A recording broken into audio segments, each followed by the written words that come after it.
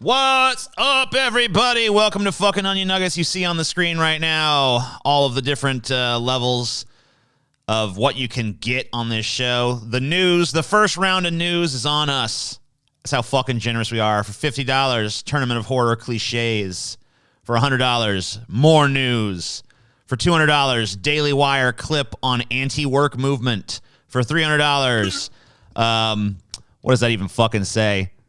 Actors tier list. Oh yeah, we get to judge. We get to fucking judge all the actors in the world, basically. Now, I'm really the only one that not actresses, but you know. But Paul has the expertise. I'm the only one that there. knows how to do that. I'm the only one that knows how to do that. That's I don't true. trust anybody else's opinion on this. But you know what, Paul? Because you're on this show, your opinion is split three ways, even though you are the expert.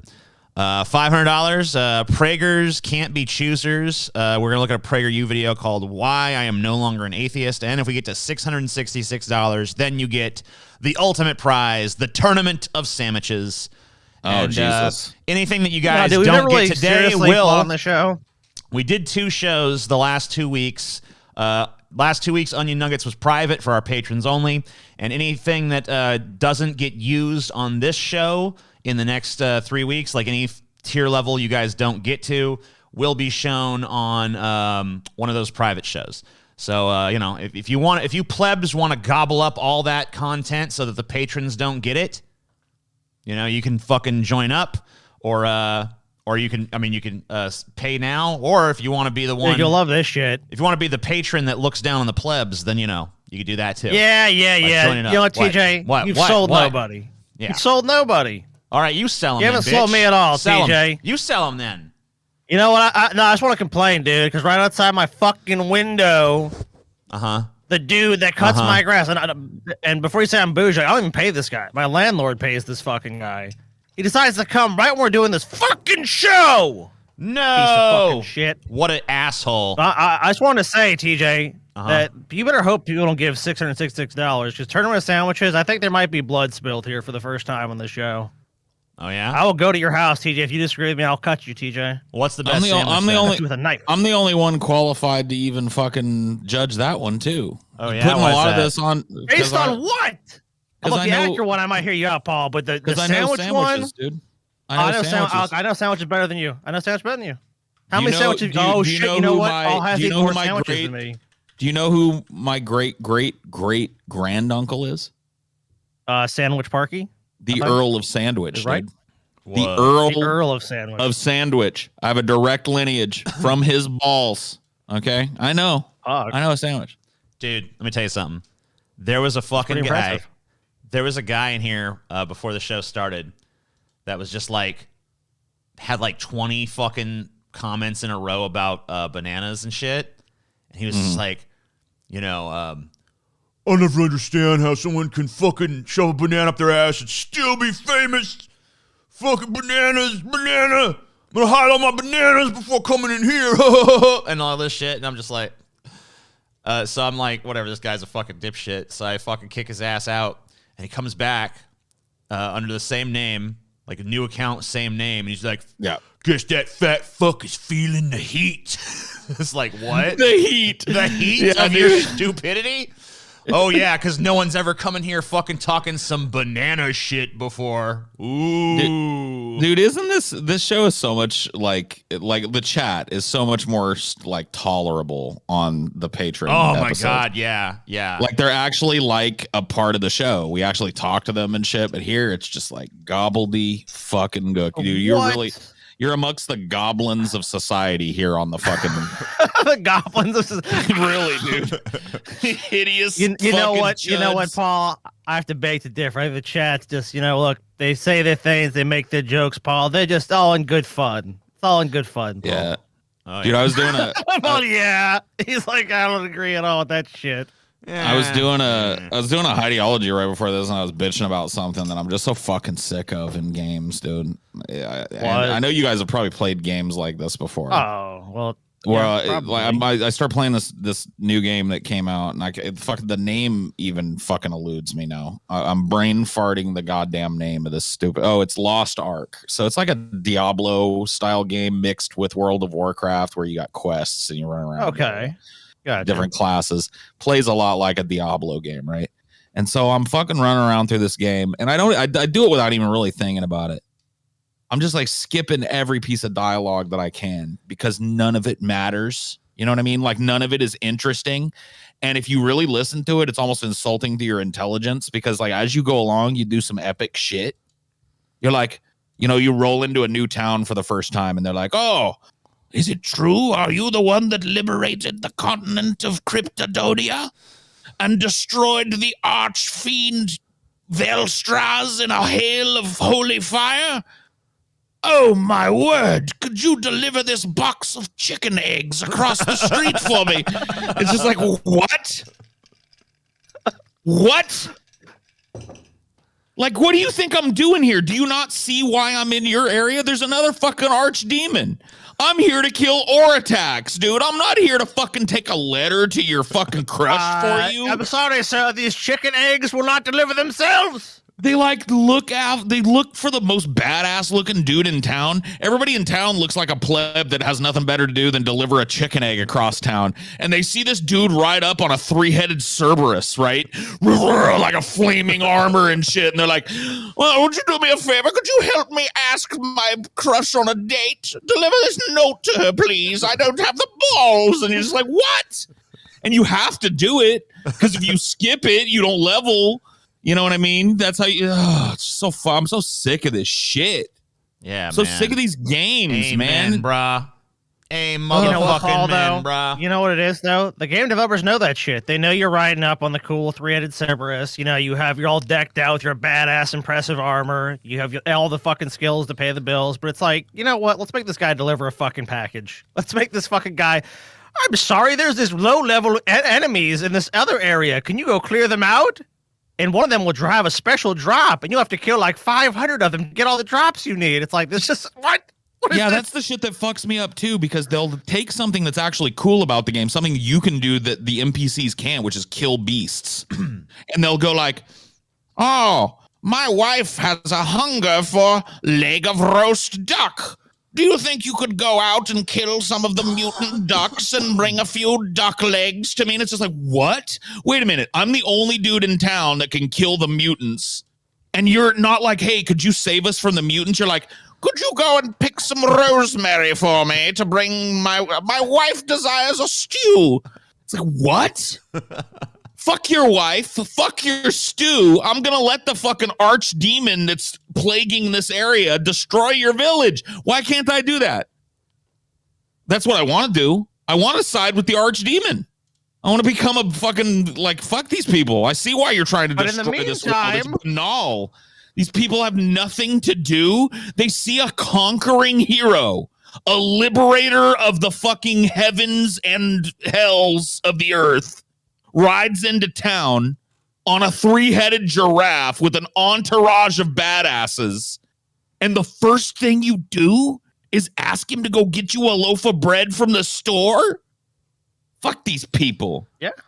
I kill them all. I don't know. I feel like these peasants got a set of balls at least on them, you know, because, you know, you see some dude riding up on this fucking, you know, nightmare. He's like, you know, he's like some badass. It's like, hey, man, would you mind going across the street and picking me up some milk, bitch? Thanks, buddy. Look, Paul, you got to help the people, man. You know, what's the big deal? So what? You got to deliver a letter, tell a guy, like, look, it's not all of this amazing shit, like the intricate shit that you would play in the game for. Some of it has to be the minutia of your life. Like, I think there's a quest probably, like, go sit in a cubicle for 8 hours and just, like, do meaningless busy work. That might be a quest looking at it. It's just like, man, dude, I'm much better. Hero of Destiny, could you help me with my tax returns? Yeah. Look, it's really complicated. Can you do some complex math for me, man? Like, I'm really just struggling with these deductions, please. Hey, hero of ultimate fucking absolution. My mom's being a real dick. You think you'd do the dishes for me so I could go out? Oh, yeah, sure. 700 like XP. Me and TJ. What? Me and TJ are like arguing over the dishes. Hero of old, please.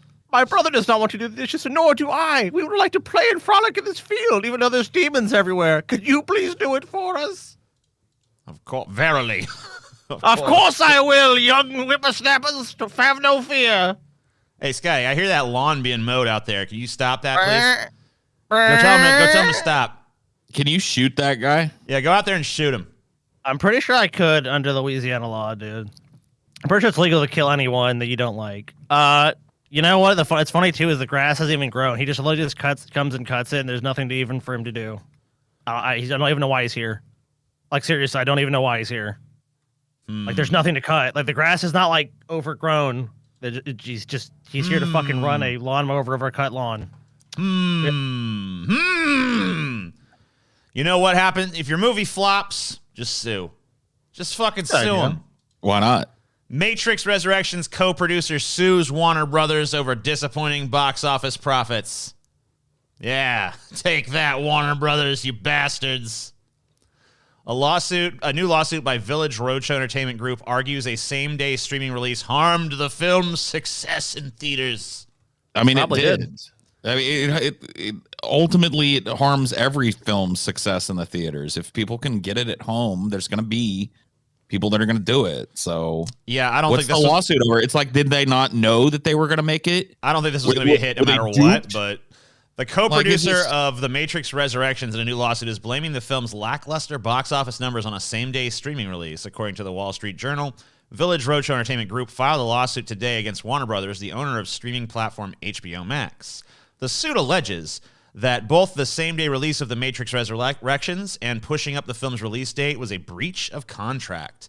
The suit also claims that moving the movie's release date from 2022 to 2021 was a bid by Warner Brothers to drive up subscriptions to HBO Max. Last year's decision by Warner Brothers to release an entire slate of new films concurrently on HBO Max and in theaters raised many eyebrows. In addition to The Matrix, 16 other films in Warner Brothers' simultaneous release strategy included Dune, Godzilla vs. Kong, Mortal Kombat, King Arthur, and others. The experiment likely doomed their box office fates. As The Wrap noted, only 2 of the 17 films made more than $100 million in domestic box office sales. The Matrix Resurrections was released in December. Normally a peak time for box office earnings, has grossed over $32.7 million in domestic box office sales, according to Box Office Mojo. This is a noticeable decline compared. All right, order in the court now. Order in the court. What is being alleged in this lawsuit? Can I hear from the prosecution, Your Honor? What is being alleged in this lawsuit is so beneath the dignity of this court that I hesitate to even mention it. We entered into a contract with HBO, and it turns out all they wanted out of that contract was to make a little bit of money off of the Matrix. Oh, Your Honor, the depths of their depravity, do they know no end? Every time, Your Honor, I think HBO has released the bottom of the barrel. They dig down further below the barrel, Your Honor. What's next? Making money? Turning a profit? Becoming profitable to your shareholders, Your Honor? Where does this end? What a fucking waste of time. And you know what the sad thing is? This is going to tie up people that should be like settling disputes between like actual disputes. You know what I mean? Yeah. Tie up court resources and time and people. You guys know what the big hit right now is box office wise, and it only came out in theaters with Spider-Man No Way Home. If you guys are aware of this, domestically, it's almost done $750 million. International, $1 billion. Total worldwide, $1,776,581,889. So the Matrix was fucking seriously harmed by this. This Matrix movie, I gotta say, I don't think there was much excitement for it, and I think even if it had opened in theaters, I don't think. No, I don't agree with that at all. I mean, there was a ton of excitement. I don't feel like there was. Where was it? Where was it? I didn't see it. Anytime anything about this movie got posted online on social media, it fucking exploded. But then they did this fucking same let's release it to HBO Max as well. But it hurt fucking Dune. No, it hurt fucking Dune. It hurt a bunch of good fucking movies that could have otherwise benefited. Like, I'm not saying that I think this is a great movie or anything, but it did hurt. But HBO money. How did it really hurt them though? Because if HBO Max keeps HBO Max charges a fucking arm and a leg for a fucking subscription. So really in the long run, it's better for them to get people in on their service paying monthly. The profits are divided a lot differently. That's why they're suing, because the profits for a film release is much different. Yeah, they don't even care about any film release except for they wanted the Matrix Revolution's own. Like the only ones they care about are Hollywood, because those are the ones that count towards award shows and blah blah blah blah blah. We need to get rid of this paradigm. Like trying to like stuff these same day home releases back in the box now that they're out. Too many people like them. I'm one of them. I've watched so many movies on HBO Max that I probably wouldn't have wanted to go out of pocket and go see in the movie theater for, my little subscription fee. And I'm going to continue doing it. I don't care if it hurts these fucking movies. I don't care. I did it with Dune. COVID was bad in my fucking area when Dune dropped, and I wasn't about to go sit in a fucking big old packed theater and shit. So I watched it on my fucking couch, and I'd do it again. So I don't think there's a problem with that. I think the problem is ultimately is just that you're not being charged more money. If you want to pay $15 to see it at home, I don't see any problem with that. But I think what hurts it is that when it's part of a subscription model, it's like why fund these big movies necessarily for some of these. I mean, I feel like they fucking probably have internal data. Look at MCU. Look at the MCU. Did they put the Spider-Man movie out? And it's made almost $2 billion fucking dollars. That's a good movie and shit too. So that obviously helps it. But I mean, that's a lot of profit you're just leaving on the table to say, let's put it out the same day. The streaming rights to those Spider-Man movies is a nightmare too. Like, because remember, Disney actually did Disney had a different approach with its releases though. Like when it simultaneously released a movie for home, it had like a big upcharge so that there wasn't like much of an incentive. Well, they were the first ones to dip their toe into this, right? But they were like, I think they went too high. Yeah, they wanted you to pay like $30 to watch it at home, and just fucking ridiculous. Yeah, that's like old boxing pay-per-view prices and shit. You used to get like a whole ass like WWE. No one wants to pay that much for fucking the live action Mulan or whatever. A ticket to most movie theaters is like $15. I think $15 or whatever, $10 or that's a fair price for the. I mean, movie, you're kind of paying that a month for HBO. You know what I mean? I just really think that like if they could just start tracking for award shows and come up with a better, more equitable way of profit sharing with these fucking streaming platforms, that's what needs to be changed. Fuck this like judging on the movie theaters. Movie theaters are dying, dude. So many movie theaters are ratty and shitty. Pandemic aside. Like there's just like so much, like there's been such a jump in quality as to what you can do in your home that a lot of people just don't want to go to the fucking theater anymore. Sure.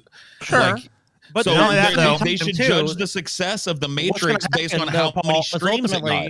Right. I think the awards thing is fine. I have no problem with that. Literally no one gives a fuck about those award shows anymore. But but whatever, however they want to calculate that, it doesn't matter. But like, what's going to happen is that when that happens, is you're going to have this price increase. They're going higher and higher until basically people talk about, I'm cutting the cord from cable. If they have a number of subscriptions, the cost is going to go higher and higher to support that, because obviously if they can't make it that way, they're gonna find another way to make it.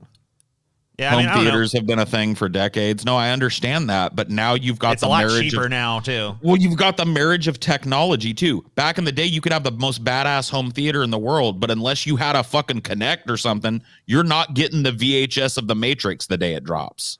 You know what I mean? Of course not. Yeah. So, but now we have the marriage of technology and distribution, and I think it's a good thing. Not only that, but preaching for a long time. But this home one theaters, platform thing. Home theaters are cheap now compared to what they used to be. Like a home theater used to be like that's like an intensive money spending experience. You used to have to get a hi-fi system and wire it into your fucking TV. I literally have a surround sound system that I bought for like $200. That's fucking fine. It's really good. I don't have that. I have a fucking, I think it's like a $70 sound bar that came with a subwoofer that goes in the corner of my room, and it gives me great fucking like coverage in the room. The movies sound great. It's not like 7.1 surround sound or whatever the fuck, but it's, it sounds dope in there. I can have a good experience. I've got a 4K TV. I can sit in my living room in the comfort of my own shit, scratching my balls all day and farting and pausing the movie whenever I want and to get up and pick your nose throughout the entire movie. Like, get him, Neo. There's not advantages. There's advantages to that for sure. And obviously, no one's going to a shitty, ratty movie theater. I think the movies theater, I still like to see a place for it. It's a different experience to see something with a crowd than it is to see it with yourself. And some people don't. And some people have a value for that, and some people don't. I mean, Paul, I agree. I do value it. There are some movies where I'd really like that experience. I'm not saying I think that's just going to become a boutique experience moving forward. Like, honestly, it already is almost. Yeah, I mean, it's almost there now, but like that's kind of how I see it shaping out. Like, I think theater's going to be There's like so smaller theaters and more like more like a draft luxury house experience. Yeah, like a luxury experience or like a quasi luxury experience. You know, like something for just like, oh, this is really special. Let's go to the theater. You know. I've said for a long time that these huge cineplexes and shit, I've been saying for a long time, they should like come up with like ways for people to just rent these giant movie theaters for an affordable amount. So like a family that wants to go see a movie, you just book it 2 weeks ahead of time and you've got a whole theater to you. Oh yeah, that would be super members. Fucking dope, dude. That actually has become more you common. can do that shit, but it's so expensive. If they made affordable ways of take a few of your theaters, take them out of the rotation, and rent them out as cheap like fucking things for people to fucking party and watch a movie. I can't speak to the events, but a lot of these theaters, like, at least the ones around here, they had pretty cheap rentals, like where you could rent the whole theater out for like $150 and see like, whatever movie. No, but they'd only let you. I looked into it. They'd only let you see movies that were like pre-selected, and they had like a shit selection. Right. You should be able to see whatever movie's out or any movie that's ever been out now, because now they don't have to keep the celluloid. Back in the day, that was hard because they had to, it's internet-based now, yeah. Right. Now everything's digital. All these projectors are DLP, and so it's like, you know what I mean? You got the file, you got the ability to show it. There's got to be a way. See, this is all about centralizing entertainment. It's been a big old fucking thing that I've been preaching about for a long time. It's like taking all of these, and I think it's starting to happen, but all these platforms and centralizing them into one thing where everybody gets their cut because you streamed it. And getting away, like, dude, that would be great. Think about it. Disney Plus, every movie ever made, every song ever recorded, every fucking TV show ever aired, all available, one platform, one monthly payment. Yeah. It would be good, but man, if you have a problem with that company, though, that's gonna suck. It shouldn't even be a company. It should just be like the government has like taken over. And like, this is like a free public archive of all media. Dude, can you imagine the fucking phone calls? Like, I have a constitutional right to have my entertainment in one platform. I'm suing the government. They do, man. That'd be awesome, dude. I believe it. Great. I believe it. Damn it. Anyway, the Superb Owl is coming back, flying back into town this Sunday. 31 million Americans going to be betting on the Super Bowl this year. I don't have a Super Bowl bet. I don't have a Super Bowl bet going. You guys want to? Either you guys want a Super Bowl bet? Okay. Let's see. It's the Bengals and it's the who's the other? This guy don't even know. The Rams. This guy don't even know what's going on. This guy's lost in a fog. Yeah, dude. My stepdad is a huge Rams fan, and they haven't gone to the bowl since 2000. Oh yeah, TJ, the Bengals ain't been there since the fucking 80s. So I don't give a fucking expert. You know what? You want to take a bet, TJ? You goddamn right I do. Bengals gonna win. Who's gonna win? Bengals are gonna win. No, I think the Bengals are gonna win too. Fuck. Damn. No, they're not. All right, Paul. Will you take my bet then? Shit. I mean, you guys are betting against history. Look at look it up right now. What is the history of home field advantage? It's the and Bengals Super Bowl year, victory? Doug. It's the Bengals fucking Dude, year. I'll tell you what, they got It's Burrow. like 65% before you even look at the two teams against each other. Gonna choke, Paul. I'm sorry, man. I know. Look, I know you're taking a bad bet. I don't want to take your money. I'm not going to take your money. I don't want to take your money. Scotty, I would be taking money out of your family's mouths, and I just can't do that in good conscience. If anyone out there wants to take a bet, I'm willing to fucking. If anyone wants to bet on the Rams, I'll bet on the fucking Bengals against you. So someone out there, reach out to me. Well, how about this, TJ? Okay. We'll do. You willing to do a $100 bet with me? Yeah. I'll take the Rams. You take the Bengals. Oh shit. Yeah. You want a point spread or just straight up? Straight up, don't care. Winner winner take all, and distribution of funds if there's a draw or whatever the fuck. I don't think there will be though. The Super Bowl, they just do infinite overtimes, I think. So there'll be a winner. They don't let no Super Bowl result in no draw, bro. Yeah, you guys both get the Vince Lombardi trophy. Both. So $100 on the Rams, no point spread, just straight up victory. I don't know. I got a feeling about the fucking Bengals, man. I just think they got it. I don't know. They want it, but they're not going to get it. I think they got it. I feel it. That pisses me off. I feel it in my fucking crotch, brah. My crotch is tingling with Bengals energy. I was hoping you were going to go for the Rams. You got to pay Scotty too, as a fucking thing of this bet too. If I win, you got to pay Scotty. You got to pay me and you got to pay Scotty at the same time. So I got to pay you both $100? Well, no, you got to pay Scotty what you owe him for the Trump. Oh shit! Yeah. I don't make bets with people that are in debt, TJ. That's bad. I feel like that bet is, the jury's still out on that bet. I don't know, I don't think so, TJ. I think it's very unclear of the events of what happened. It's not really clear to me what happened on that day. A lot of fucking confusion surrounding that day. Yeah. No. I don't know. Rams are going to blow it out. Vermont moves forward on becoming first state to guarantee the right to abortion in its constitution. So there you go. In a state that is staunchly supportive of abortion rights, lawmakers are preparing for a post-Roe v. Wade world. Vermont lawmakers voted Tuesday to move forward on a constitutional amendment that would guarantee the right to abortion and contraception. The first amendment of its kind in the United States. The Vermont House has voted 107 to 41 for the proposed amendment known as Proposition 5. It now heads to Governor Phil Scott, Republican, who has signaled his support for the measure and is required to give public notice before it appears on the ballot in November. I'm telling you, dude, New England and this area, I don't know if Vermont is, I guess Vermont is technically part of New England, yeah. Yeah, I mean, I think so, right? Maybe not, but that area, New England and Vermont included, dude, Amelia and I are looking super heavily at buying in those areas of the world. They're just so fucking... Like every time I learn something about the state, it seems like they're the only, like, I love the fact that Maine has ranked choice. So that's cool. Maine is one of the only states. In fact, I think it's the only state. Well, no, it's one of two states. I think that like when you nominate a president, you get 2 nominations coming out of it. They split the electoral votes between 2 different candidates based on how many people voted for them in the ranked choice system. So, dude, just that would make me want to fucking... Yeah, I mean, ranked choice is pretty dope. And this type of shit, like enshrining something at a time when it's, being used as a political football, and that football seems to be in the hands of conservatives right now, for a state to be going like, nope, you're not going to illegalize abortion here. It's part of our fucking state constitution. That's great.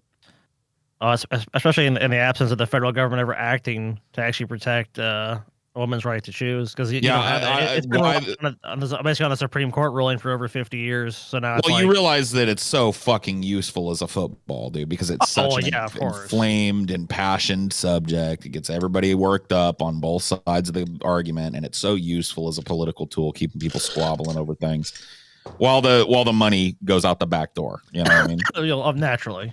Celebrate good times. Come on.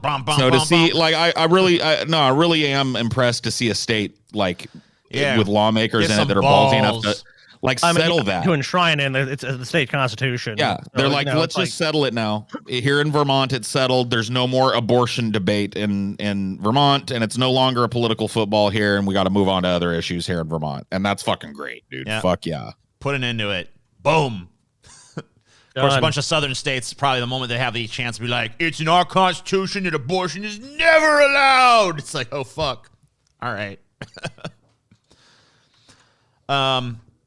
Healthy gut can help fight depression, protect emotional well-being. This is from Gut News right now. See, Paul, that's all you got to do, man. Health news that's easy to digest. Eat some probiotics, Paul, and your depression you've ever felt in your life goes bye-bye. A healthy microbiome could be key to warding off depression brought on from the COVID-19 pandemic, according to a recent study. Wait a minute. Specifically COVID depression? Specific COVID depression. Researchers from several universities and health centers published a paper sharing the theory that emotional well-being could be linked to the human gut. It's no secret that the COVID-19 pandemic caused a surge in mental health issues due to isolation, stress, and job loss. In particular, depression rates skyrocketed during the initial phase of the pandemic. In the United States alone, there was an 18.6% increase in antidepressant prescriptions and a startling 34.1% increase in anti-anxiety medications, all during the first month of the pandemic. During such a short time period, this steep rise hints at the magnitude of COVID-19's immediate and widespread effect on mental health. Blah, blah, blah, blah. Well, the interesting thing about what that guy is saying is to be clinically depressed, that takes at least like in most cases, like 6 months or more. Which I'm not saying it's impossible. Someone could come to a doctor after the onset of the COVID-19 pandemic and say, "Look, I've been clinically depressed for a long time, basically, or I believe I am." But I mean, the anxiety thing makes more sense to me. But I just don't see it. It's like it's kind of like, oh, the COVID-19 pandemic exacerbated. It's like, no, it's already all been going on. It's just that people finally had a fucking time where they weren't just like in motion. They probably realized like, oh shit. But yeah, and the only solution is just to medicate people. Give them drugs. Drugs. In cases, like probably after they probably haven't really been examined actually thoroughly enough. It's just like, oh, I'm depressed or I'm anxious. Oh, we'll give you something. So what's this gut shit? It is clear that the gut's microbiome makeup in individuals with depressive disorders is disrupted and lacks the appropriate levels of beneficial microorganisms. We believe that encouraging the growth of such beneficial microorganisms and rebalancing the gut microbiome in individuals may be a promising step towards helping individuals ease their depression via the gut-brain axis. Dun, dun, dun. I mean, have there been any studies have been done on this? That's what there's this fucking study, Scotty. No, Find I mean, like, this study in the Journal of Frontiers in Nutrition. I mean, beyond this one. No, I don't know. Maybe. I don't know. I ain't no fucking scientist, spirit, bitch. What the fuck's your problem, Scotty? Not only should probiotic consumption restore gut balance, it may also decrease the likelihood of colonization of the gut by opportunistic pathogens, as reported in many studies that analyze the gut. So, guys, let's just eat probiotics, dude. That's all we gotta do. Yeah. This is how I cured my depression. I fucking boosted my microbiome and shit, and it's like, bam, depression over. You don't need anti-anxiety. You don't need Ativan. You don't need that shit. You need Klonopin. You don't need some benzodiazepines. You need fucking. You know what you need, TJ? What? You need Activia. Oh shit. Activia. Jamie Lee Curtis could have told me that. Dude, Jamie Lee Curtis fucking told you, TJ. Yogurt. Do you want to be regular, TJ? Yeah. Activia. Dude, my gut has just like a lot of bacteria as it is. I don't need to add more. Your gut is like 90% frozen pizza, Paul. I know. That's what I mean. The fucking bacteria is crazy in there. It's loving it. It's like, it's like McDonald's. It's loving it. Dude, if they didn't like it, why would it keep asking me for it? That's true. Why would my gut and the microbiome, dude, there's like a fucking sentient intelligence in there. And why would it tell me like, hey, put in another frozen pizza, Paul. Hey, make another pack of Totinos, Paul. Hey, McDonald's or Taco Bell sounds good today, Paul. Fat people talking about how their diet doesn't make them feel like shit is hilarious. Fat people are notoriously jolly, asshole. So yeah, fuck you, you fucking asshole. Look how fucking happy we are, you piece of shit. I'm fucking so happy I'm busting out of my fucking soul. I'm so fucking goddamn pleased. Full of jelly, dude.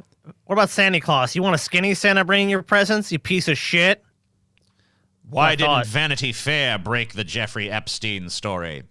The former editor Graydon Carter and a journalist Vicky Ward give conflicting accounts of why the magazine didn't publish sexual abuse allegations. I mean, there were a number of people in like even before 2003, as far as I understand, who were onto this story, and it was squashed by a number of networks. This is just another one of those.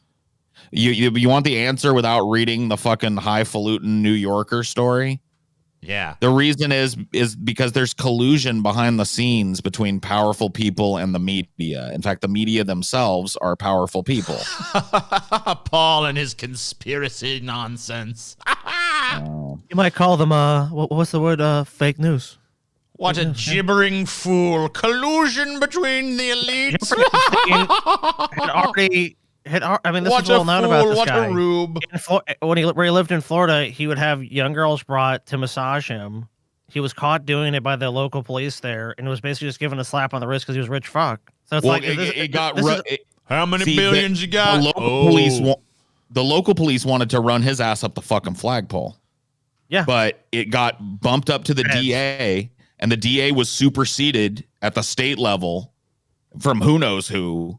And just told like, no, this is over. You're gonna squash this one. Let the guy go. He's done. Well, didn't it become a federal case? And then basically, he kind of basically had a backroom deal with prosecutors, where it's like, Jeffrey Epstein, anyone associated with him, or basically will not be prosecuted. This is the extent of this, and he basically got to like just leave jail, and he basically just had to pay to leave jail. Like he didn't even really do time. It was a joke. Nope. So this guy basically just got to get off scot-free. Everyone knew he did this kind of behavior. I mean, it's well documented. So it's like anyone pretending like this story had to be off. Not only is it well documented, it's well documented how many people had to be complicit in him continuing to do this. Oh God, it's not just the media, dude. There's this. I've been watching this new show that came on Showtime recently. I thought it was going to kind of suck, but it actually has ended up being kind of an interesting docu series called "We Need to Talk About Cosby," and it's like, just talking to people from the industry about, how do they reconcile Bill Cosby? And I really didn't even realize how important Bill Cosby was going back. You know what I mean? I knew Bill Cosby from hands in so many fucking pies, dude. Well, not only that, but he was like a huge civil rights advocate and a huge like he was the first black man to be given a starring role in a TV show that wasn't like a buffoon, childlike, ape-like, caricature of a black man. He was like he was an I Spy, which was a show that I'd never watched when I was a kid. I mean, I probably saw an episode here or there, but I didn't even remember Cosby was in it. But that show was super important, when it came to like race relations in the country and seeing black people in the media and starting to get roles in movies and stuff that weren't just caricatures of black people. And so, you know what I mean? It was an open secret that Bill Cosby was raping people forever. Like there were women on the record and there were allegations and shit going all the way back to the 60s when he started as a stand-up comic and started being popular. Going all through his most beloved shit. I didn't even realize the extent of how many women had come forward with allegations against Cosby. It's fucking stunning. Oh yeah. It was insane. A lot of the stuff, like he funded some of the early, I think it's called Sweetback's Badass Revenge, which is basically the movie that like kicked off the like blaxploitation films and shit. He helped the was it Mario Van Peebles? Mario Van Peebles' father, I forget what his name is, but he helped fund that movie, and that kind of kicked off like a whole, renaissance of like black-led films and shit. Well, he was also a super important educational figure for black kids, in particular, not just black kids, because I was a white kid and I watched Picture Pages and I watched Fat Albert. Fat Albert was oftentimes like the first cartoon they'd show in the morning in the 80s. When you got up early, you watched a couple episodes of Fat Albert. I loved it. You know what I mean? And then I knew him from a Cosby Show. And then he helped put a lot of people through college and stuff too. Like, he was big into that. But he also just literally systematically raped women throughout his entire 45-year career. Well, and it's the same story over and over again. And it's real eerie too. This docudrama is really good at finding, and I know this can be salacious sometimes. I think it's done pretty tastefully here. It's just like, let's just take a look at like how many jokes and how often did Cosby joke about drugging people with things in his comedy. And if I were to ask you that question, you'd probably say probably never. Dude, it was constant. Right. His comedy is filled with like Spanish Fly jokes. He released an album that has a whole section about Spanish Fly. There was even like a fucking joke, an ongoing joke on the Cosby Show where Cliff Huxtable, who's a medical doctor who has access to pharmaceuticals and shit, makes this special barbecue sauce that makes everybody like in the mood for love or whatever. And the whole neighborhood, like so it's an ongoing. This is like a long-standing fascination of like the thing that you give to somebody that makes them fuck you, basically, Right. The love potion. It just goes on and on and on, just like the references in his material. Like at first I thought like, oh, fuck you. He made a Spanish Fly joke. So did George Carlin. So did everybody else at that fucking time. It was like a cultural meme at the time, but it just went on and on and on and on and on. And then it stopped being Spanish Fly and started being like slip you a Mickey, kind of like wry little, you're a little tipsy, aren't you? You know what happens when I get tipsy? I get the old pudding pop. It's like, what? It is tapioca, bitch. You just can't help but be what you are. I mean, that's really what Bill Cosby was doing. Man. He just realized that he made it as a joke. Think about how many industry insiders, powerful, middling, co-equal workers with Cosby, how many people knew what he was up to? Tons Tons of fucking people in the industry knew what Cosby was up to. Dude, Hannibal Buress heard about it. You really think that like Hannibal Buress is going to be the guy that they like tell the ultimate secret to? No. Dude, if Hannibal Buress found out like openly that Cosby's been raping people forever, it was just something that was passed around Hollywood and just known as a fact. And so you start to get like, to bring it back to Jeffrey Epstein, that's what interests me. There is no way this dude was running this high-end fucking sex trafficking business for the wealthy.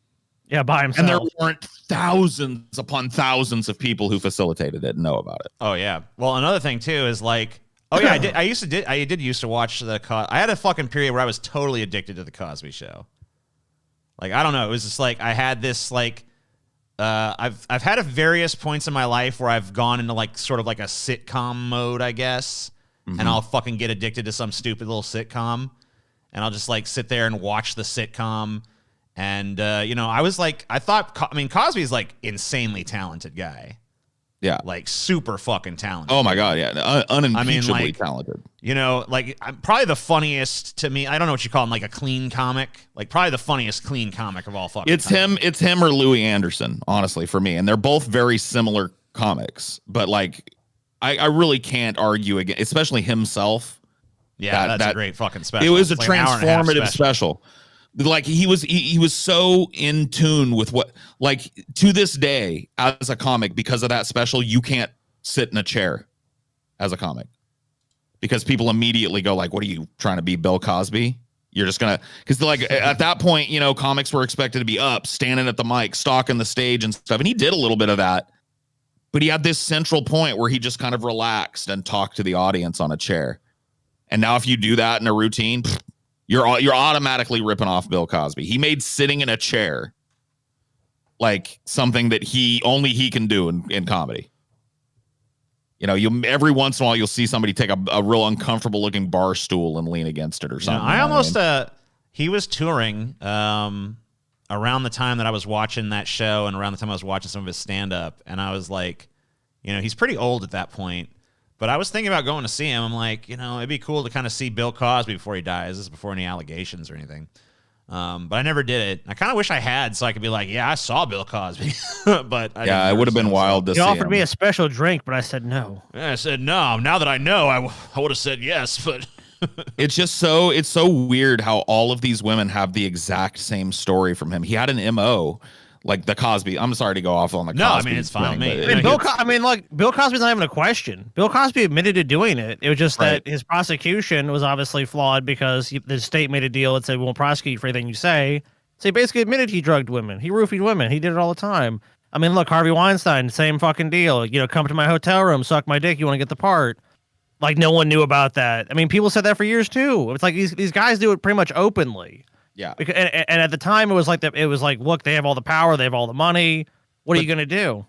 At the time, like, Cosby was really doing this. Like, there was a real culture of victim blaming, really, where it's like, because I asked Amelia as we started watching this, I was just, you know, thinking out loud in between episodes of it. I was like, he must have a fetish for the pill thing. And she's like, no. She's like, the pill adds plausible deniability. So when the woman wakes up and can barely remember what happened and stuff, it starts to feel like it's her fault. And then immediately on the second episode, they start going into that. You know what I mean? And so it's just like, the gaslighting where it's like, oh yeah, you had too much to drink and, you know, whatever. That's exactly what he did. He would tell them, he would offer them a drink that was spiked with usually a Quaalude or multiple Quaaludes. Wow, yeah. And it would make them into dopey, you know, people, and they wouldn't remember shit in the morning, and then they'd wake up naked in a bed and ask him like, "Oh God, what happened?" And he would go, "Oh, you got real drunk. You got real drunk, and I had to bring you up here. And well, where are my clothes? Oh, you threw up all over them. I had to have them cleaned. They're right over there. Get dressed and get out of here." You know what I mean? And they would feel like, oh, yeah, they would feel like, oh, you know, a lot of times the idea that anything even happened to them wouldn't even come to their minds because they would think like, oh my God, I made such a fool of myself. And in front of a powerful person too. He used the fact that he was Bill Cosby, obviously, to get these people in that position anyway. Oh, of course, yeah. But it added a layer of plausible deniability where he could rape them but then, they would have vague memories of the event, if any at all. You know what I mean? And he did it over and over and over again, through his whole career. What's this Corey Feldman shit? Corey Feldman is a fucking attention whore retard. Do not fucking say Corey Feldman was right because Bill Cosby fucking raped some women, okay? I mean, Corey Feldman's made so many allegations, he's bound to be right about something. Yeah, like, that's just like a broken clock being right twice a day. Him saying there's a bunch of rapists and exploiters in Hollywood, like, but everyone knows that already. Well,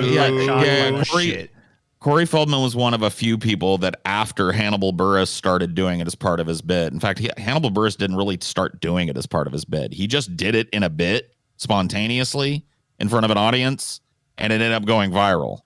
But after that, Corey Feldman and a number of other people came forward and started saying, "Oh yeah, Cosby's a rapist," and that led to the allegations. Corey Feldman literally jumps on every one of those, though. So, well, here's the thing.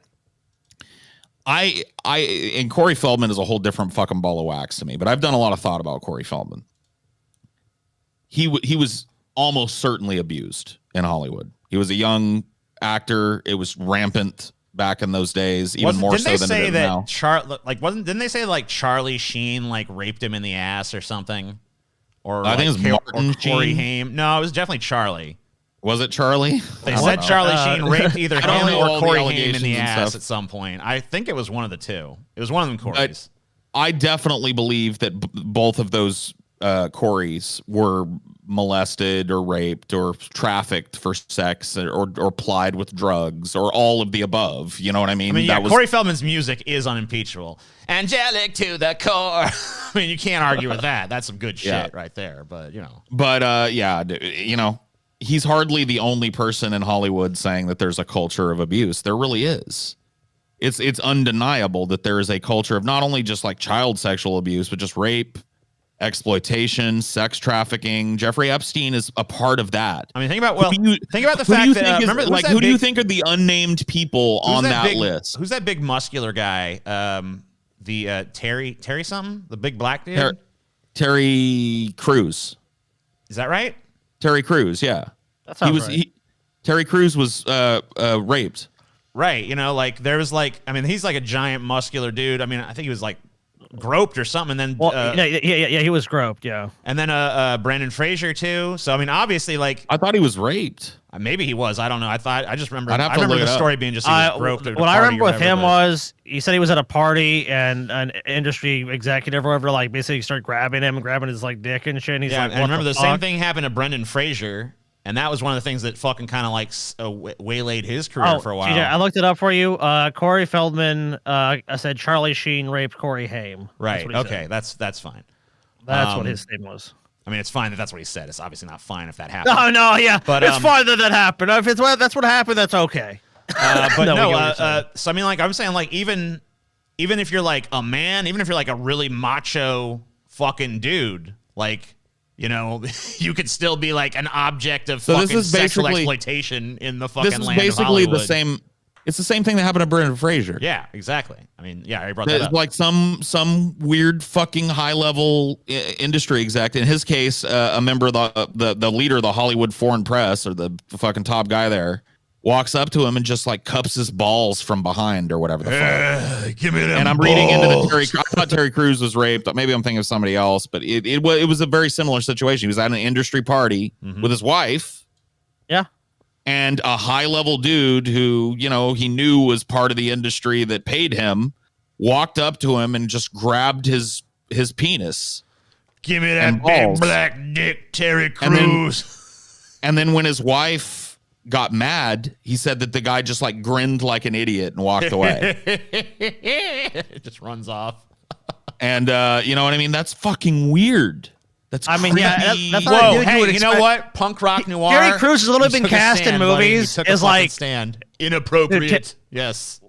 When you have to think about it too, Terry Crews has really been cast in movies as like that guy that's gonna beat the shit out of you. Oh yeah, kind of dude. That did happen to Chelsea at a lesbian bar. That's true. What happened? Chelsea told me a story where like she was at a lesbian bar and some fucking like crazy dyke was like, grabbing up on her and shit and just like super aggressively, and she's like, what do I even do in this situation? It's like this fucking chick just keeps going, "Ah!" Real handsy shit. It's still like sexual assault. Doesn't matter obviously. what gender you are.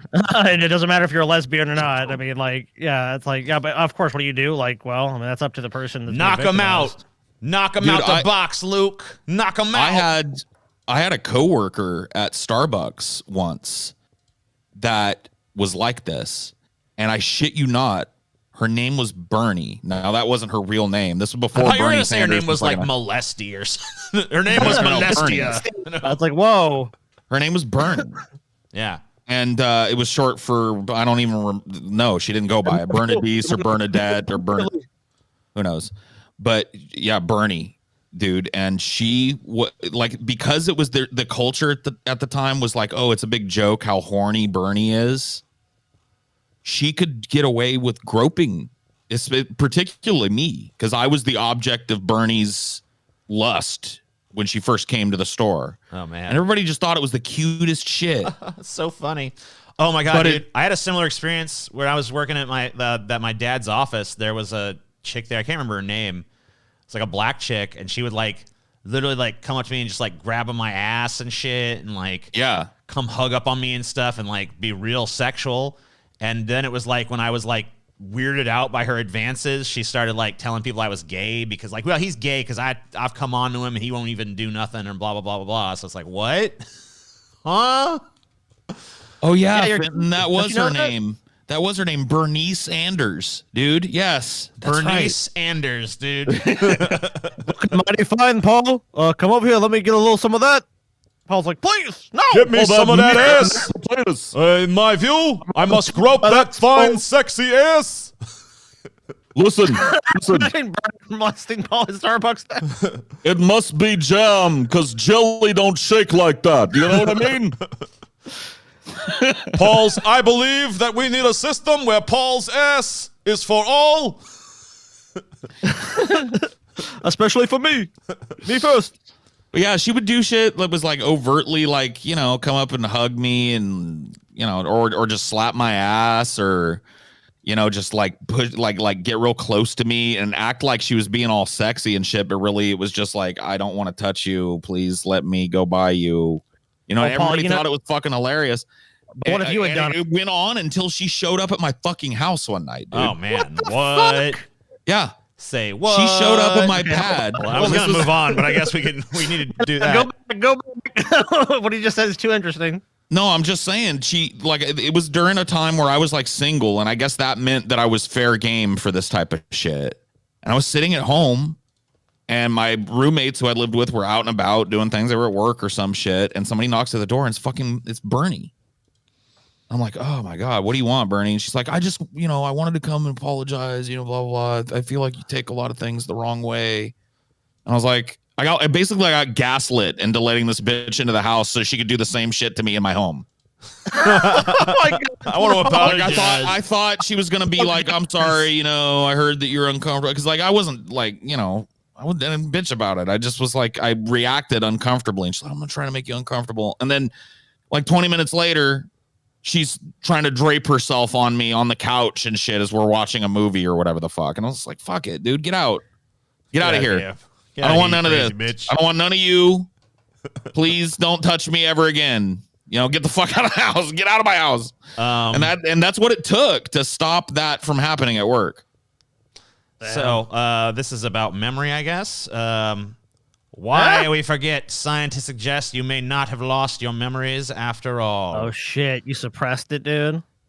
Let's see. Memories stick with us for a reason. We hang on to important events and life experiences from our past. However, many of these seemingly crucial memories have also been forgotten.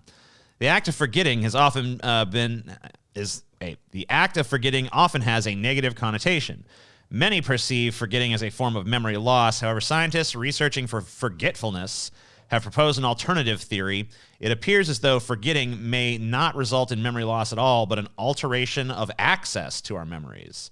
While remembering and recalling memories may provide many benefits, forgetting memories also has a functional role in allowing our brains to operate at an optimal level.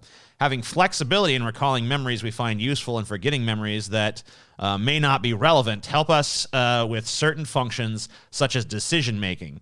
Well, I can tell you this. Whatever system I got for this is an asshole because I remember the stupidest shit and forget everything important.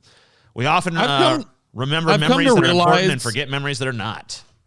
I've come to realize that forgetting is just part of getting older. Like, as I get older, the harder it becomes to have solid memories of when I was a child. You know what I mean? Whereas I feel like 30 years ago, 20 years ago, I could remember things from when I was 8, 9, 10, 7, maybe even 6. And now there's only a few things that remain from that age, and everything else is just this kind of like, I know it happened, but it's like I couldn't testify about anything. You know what I mean? Like, I know it was there. I know overall what happened, but the minutia of it and the little events that were all so important at the time have all just gone. They fled. Well, of course, oh yeah, dude, that totally happens. Like when you're like 15, you're like, man, I was a little kid, I did this. But I think as your time goes on with people, and the older you get, it's just like you're not really using that much information from when you were 5. Like maybe some shit you learned, but like, here, Paul, here's the ABCs. It's like, but beyond that, like that's that shit you just take for granted every day as an adult. So it's not much relevance there for you to go back and look on. Yeah. I mean, I don't know. I think forgetfulness is actually a positive thing because it allows you to do a couple of things. Number one, if you just embrace the fact that the human brain does this naturally, fills in the blanks with bullshit, by the way, is what I'm talking about. Yeah. You can have a lot of fun with what remains of your memory. You know what I mean? Like you can, you really can. No, I'm serious. And I really think that that's like part of the blessing of not having super clear, incisive, sharp memories. Because you know what, dude? I had a lot of pain emotionally, physically, or whatever the fuck during my childhood. There's a lot of moments that, man, I'm fucking thankful I don't remember hardly at all, let alone have them be so fresh and vivid in my mind that I can re-experience them. And like, how many of you would want to go back to the lowest of the lows and re-experience the worst things that ever happened to you over and over again? You know what I mean? When people look back at a year, like they've done studies on this, usually people remember positive things. But if you actually go back and keep a diary of every day and like, okay, this happened, people realize how much they actually of bad shit they just end up suppressing. And like, if you go back and do anything with your past, you'll probably like, what was going on in my life that, that was actually really bad. Like I did that because I'm moving some shit. And so I was like, oh man, I'm with these fucking people I hated. And she was like, oh God, what the fuck is this shit? And I realized like, man, my brain really just like suppressed all this shit, or just like, okay, yeah, maybe I'll think about that a little bit. So I totally agree with you on that. Like the painful shit. Something for our audience to remember is that we need to get to $50 to do the Tournament of Horror Cliches. We will determine what the ultimate horror cliche is in all of cinema for you guys for the low price of $50. Right now, I think we have, we're about like 15. We're at 15. We need 50. So fucking get them donations rolling in so we can move on to that segment after this news concludes. Dude, I wonder if the plebs, are the plebs revolting? No, they just don't like to fucking give until they fucking have to. They always do it last minute. They're always like super like, well, I'll give when I have to. All right, bye guys. We're done. No, there's still more news. That's Onion Nuggets. That's Onion Nuggets for you today. Black workers say racism is rampant inside Tesla. Now California could sue. Let's find out. I don't know.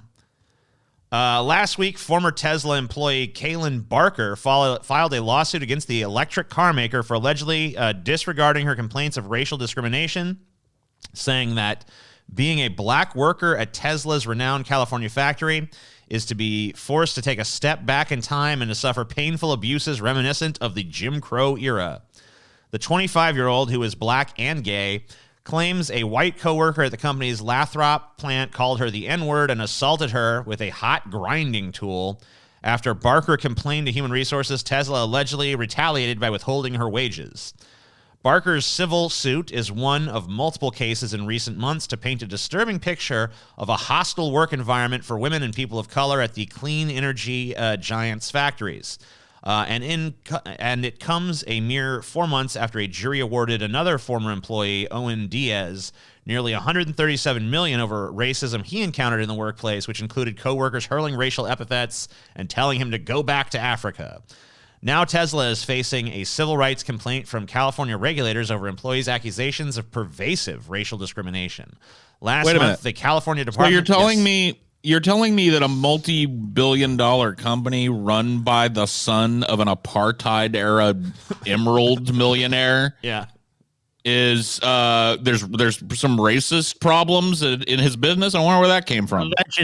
Alleged racist problems. Alleged, okay? Got it. Okay, alleged. Dude, Teslas are overpriced. Besides, Paul, you love Elon Musk. You love slobbing on his knob. Don't you, Paul? Dude, if you buy a Tesla, you're getting taken for a fucking ride, literally, dude. You might think, that's what you're doing. That's what it's for. It's a car.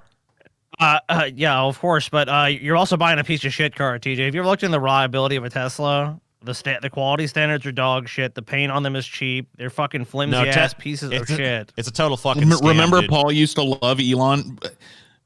Yeah, like 5 minutes ago, Paul, you were sucking his cock, Paul. Remember that? I don't, because I never did. Elon. Clip, dude. Paul, there's actually a clip on the internet right now of you just loving Elon Musk, singing his praises. I don't even get this meme. Different ideologies of just you praising him, going on endlessly like Elon's attractive. Elon's hairline, the best hairline I'll I've ever explain seen. the meme to you, Paul. If you don't fucking unequivocally hate every single aspect of everything the man has ever done, then you love him, basically. Like there's no middle ground in their mind. If you point out, you're against us. Like if you were just to say like Elon Musk is an unethical jackass, but I mean he is a hell of a businessman. Oh my God, Paul's in love with Elon Musk. I didn't even go that far. I don't even think he's that great of a businessman. But like, here's what I did give him. Here's what I remember saying positive about Elon Musk. And correct me if I'm fucking wrong. Did he or did he not, for free, install a network of charging stations for electric cars to use all over the fucking United States? I believe he did. They're proprietary, so you have to have a Tesla to use them. There's fucking like adapters and shit. I watched a video on this shit. Well, you can adapt it, but I don't know. I mean, people buy a little adapter for it, and it doesn't charge as fast as a Tesla charges because it's not the same. But you'd still charge your fucking EV off a Tesla charger, and he did nothing to stop those adapters or anything. As far as I'm concerned, and I don't know. I'm sorry. I didn't mean to interrupt you, Paul. Well, there's only one other thing, too. I said that, and I said he fucking, spearheaded, and I'm not saying he invented it himself, but the money that he put up allowed a bunch of rocket scientists to develop, what is it called? The Titan rocket or whatever that can go up, the booster, that instead of falling into the ocean and burning up on reentry, it now just like flies back down and lands and can be refueled and refitted and reused, and that's going to change the whole space industry.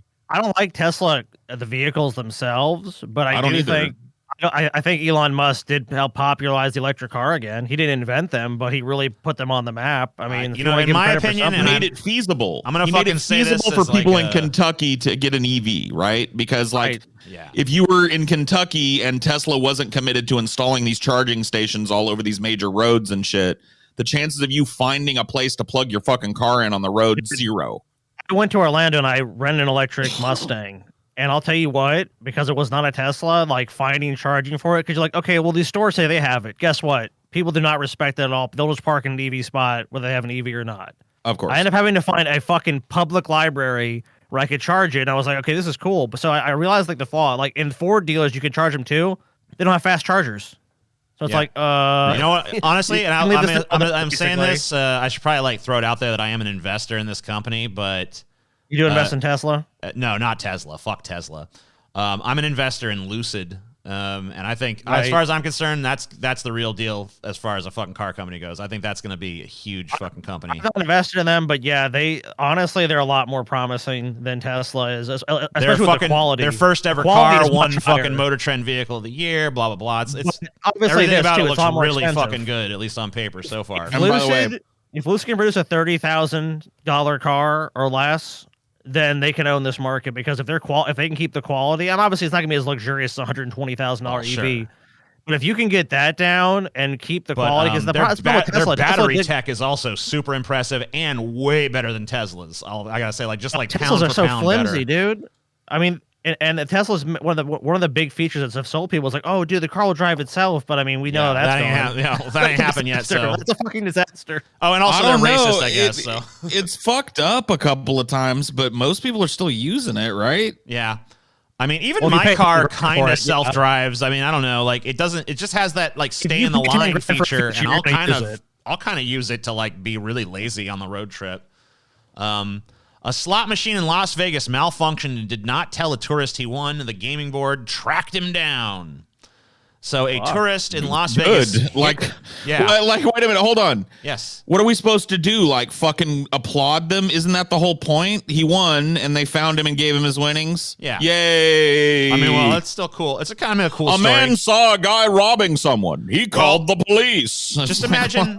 Imagine you're that guy though, and like, you get contacted out of the blue, like you just played some slots in Vegas, like that is dope. That's pretty cool fucking story to be like, oh, by the way, you actually won, and here's $230,000.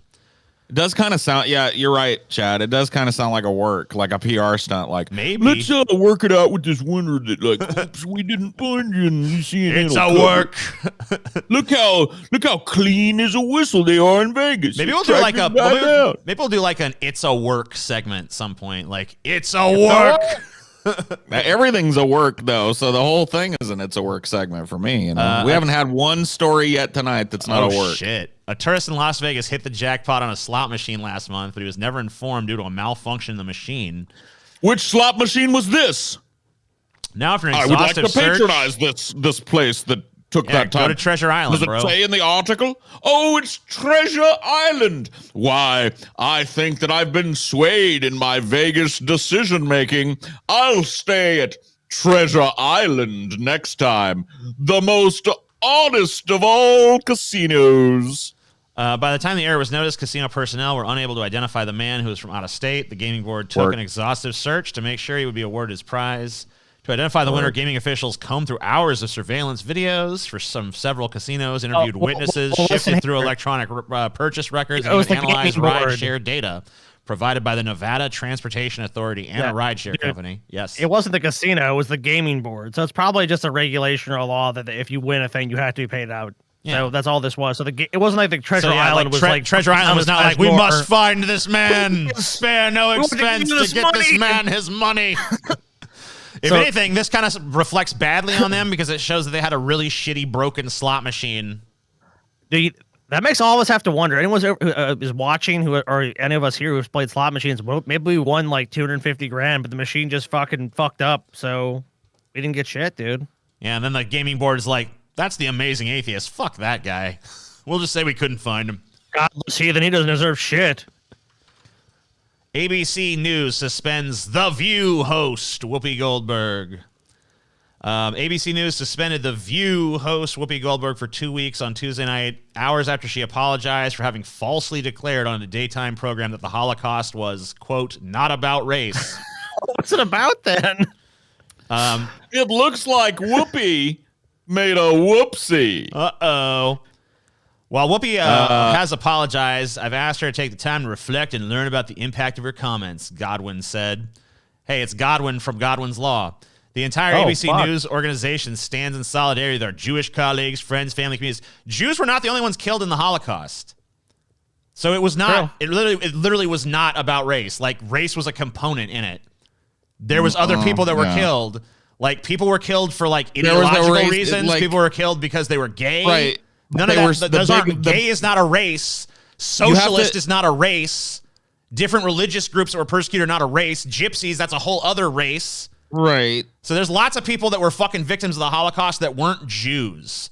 So but that's what I'm saying. But what I'm saying is like it was a racist intent against non-Germanic people. Sure. There was definitely huge components of racism in it, but like it was not entirely 100% just race. That's how it was sold to the people, though. So, yeah, behind the scenes, the Nazis had other plans that really went beyond racism. But how was the big lie sold to people? The Jews taking out of your pocket. The Jews stole from you. The Jews sabotaged us in WW. You walk to the bank and the Jew picks your pocket. You walk to the park and the gypsy picks your pocket. You know, all these disgusting parasitic leeches latching themselves on to the pure, beautiful, blonde hair, blue-eyed, white Germanic peoples, and the time to rise up against their economic. So anyway, I don't think this was worth a fucking suspension is my point. I feel like I understand what she was trying to say. I don't think she was trying to be like, oh, you know, the Jews weren't persecuted or whatever. If they really wanted to punish this big bitch, they should have just made her keep working and not paid her for a couple of fucking months. Like, fuck this. She went on a paid vacation. A bigger penalty would have been banned Whoopi from the buffet, dude. If they had done that shit, that'd be a bigger penalty than this. I mean, the 2 weeks, like, you're right. She's going to sit on that fucking couch eating ice cream, Totino's pizza rolls. Paul's ego thinks black people should be forced to work without pay. What does that sound like?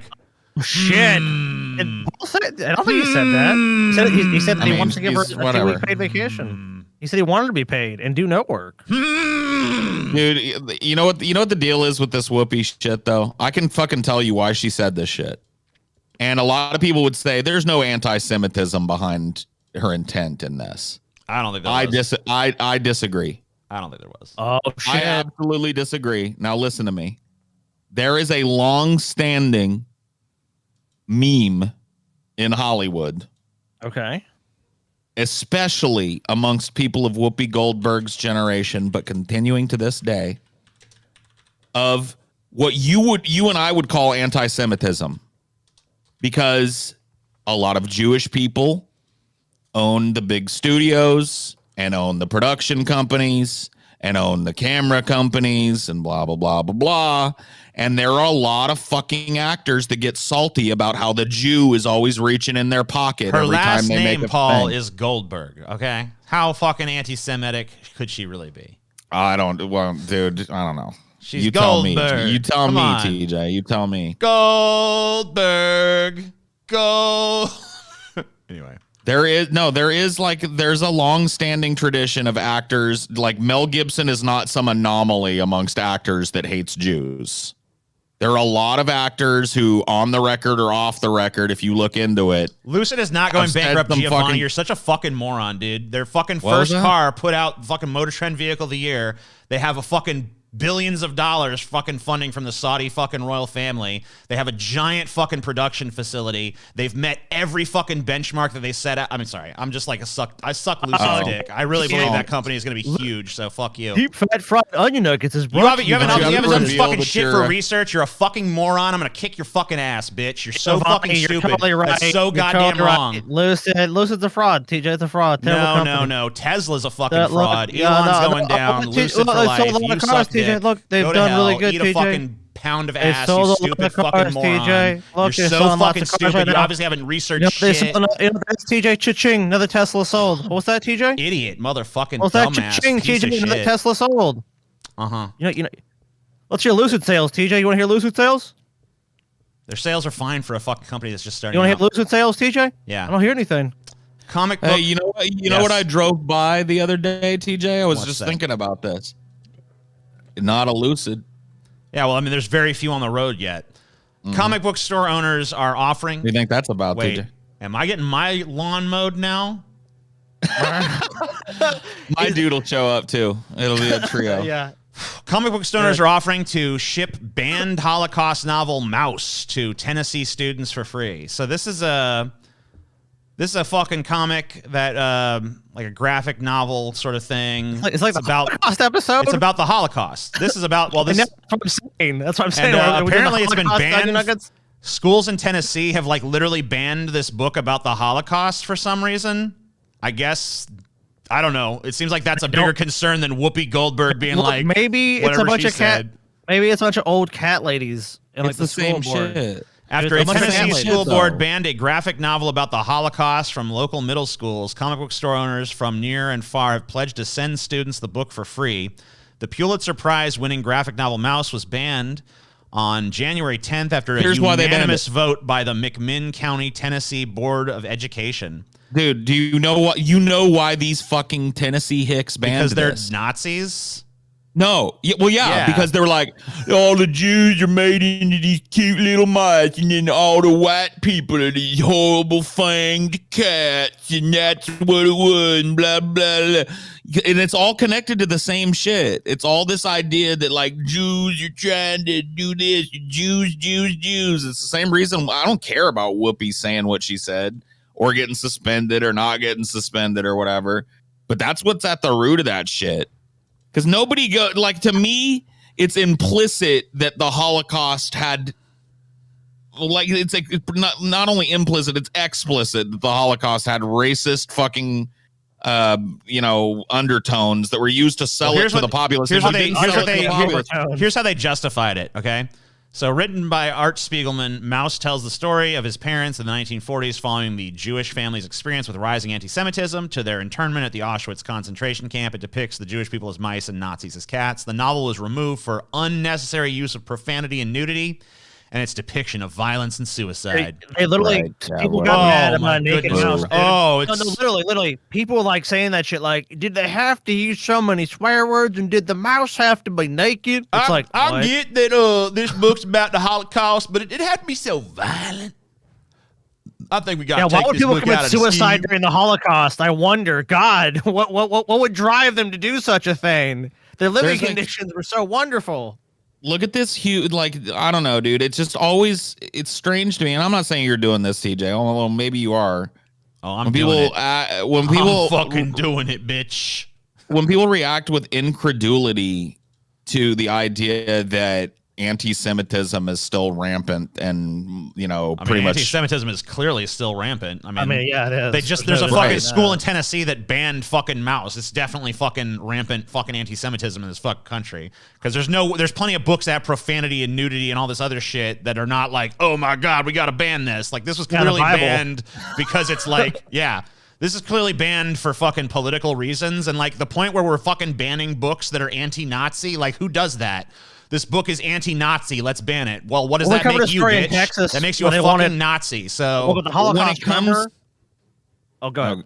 I'm just saying, when it comes to this, though, like we're not, because a lot of people in the chat are saying this. Oh God, I hate the South. Yeah, this happened in the South. Whoopi Goldberg happened in the North. Yeah. You know what I mean? I honestly don't think it's remotely fucking comparable, but yeah. No, it isn't. But it's a result of the same fucking underlying hatred of a fucking group of people. Mm-hmm. It's the same shit. Like the culture I was talking about in Hollywood amongst actors, the Mel Gibson crew, the conservative crew that all hate Jews and shit. It's another one of those Hollywood open secrets that because there's a lot of Jewish people that are high up in the fucking movie business that somehow that's a result of Jews being fucking pulling the strings behind the scenes and always picking the pocket of the white man, blah, blah. This shit is everywhere and it's constant. Dude, and I bumped into it too many fucking times to like average folks. You guys remember back in 2015? That fucking like Kekistan shit that rose up and it was just like our traps gay Pepe Kekistan. You guys remember that shit though? Yeah. How much fucking heat I took for going like, this is stupid and racist. Oh, it's not racist. We just put brackets around everybody that's a Jew.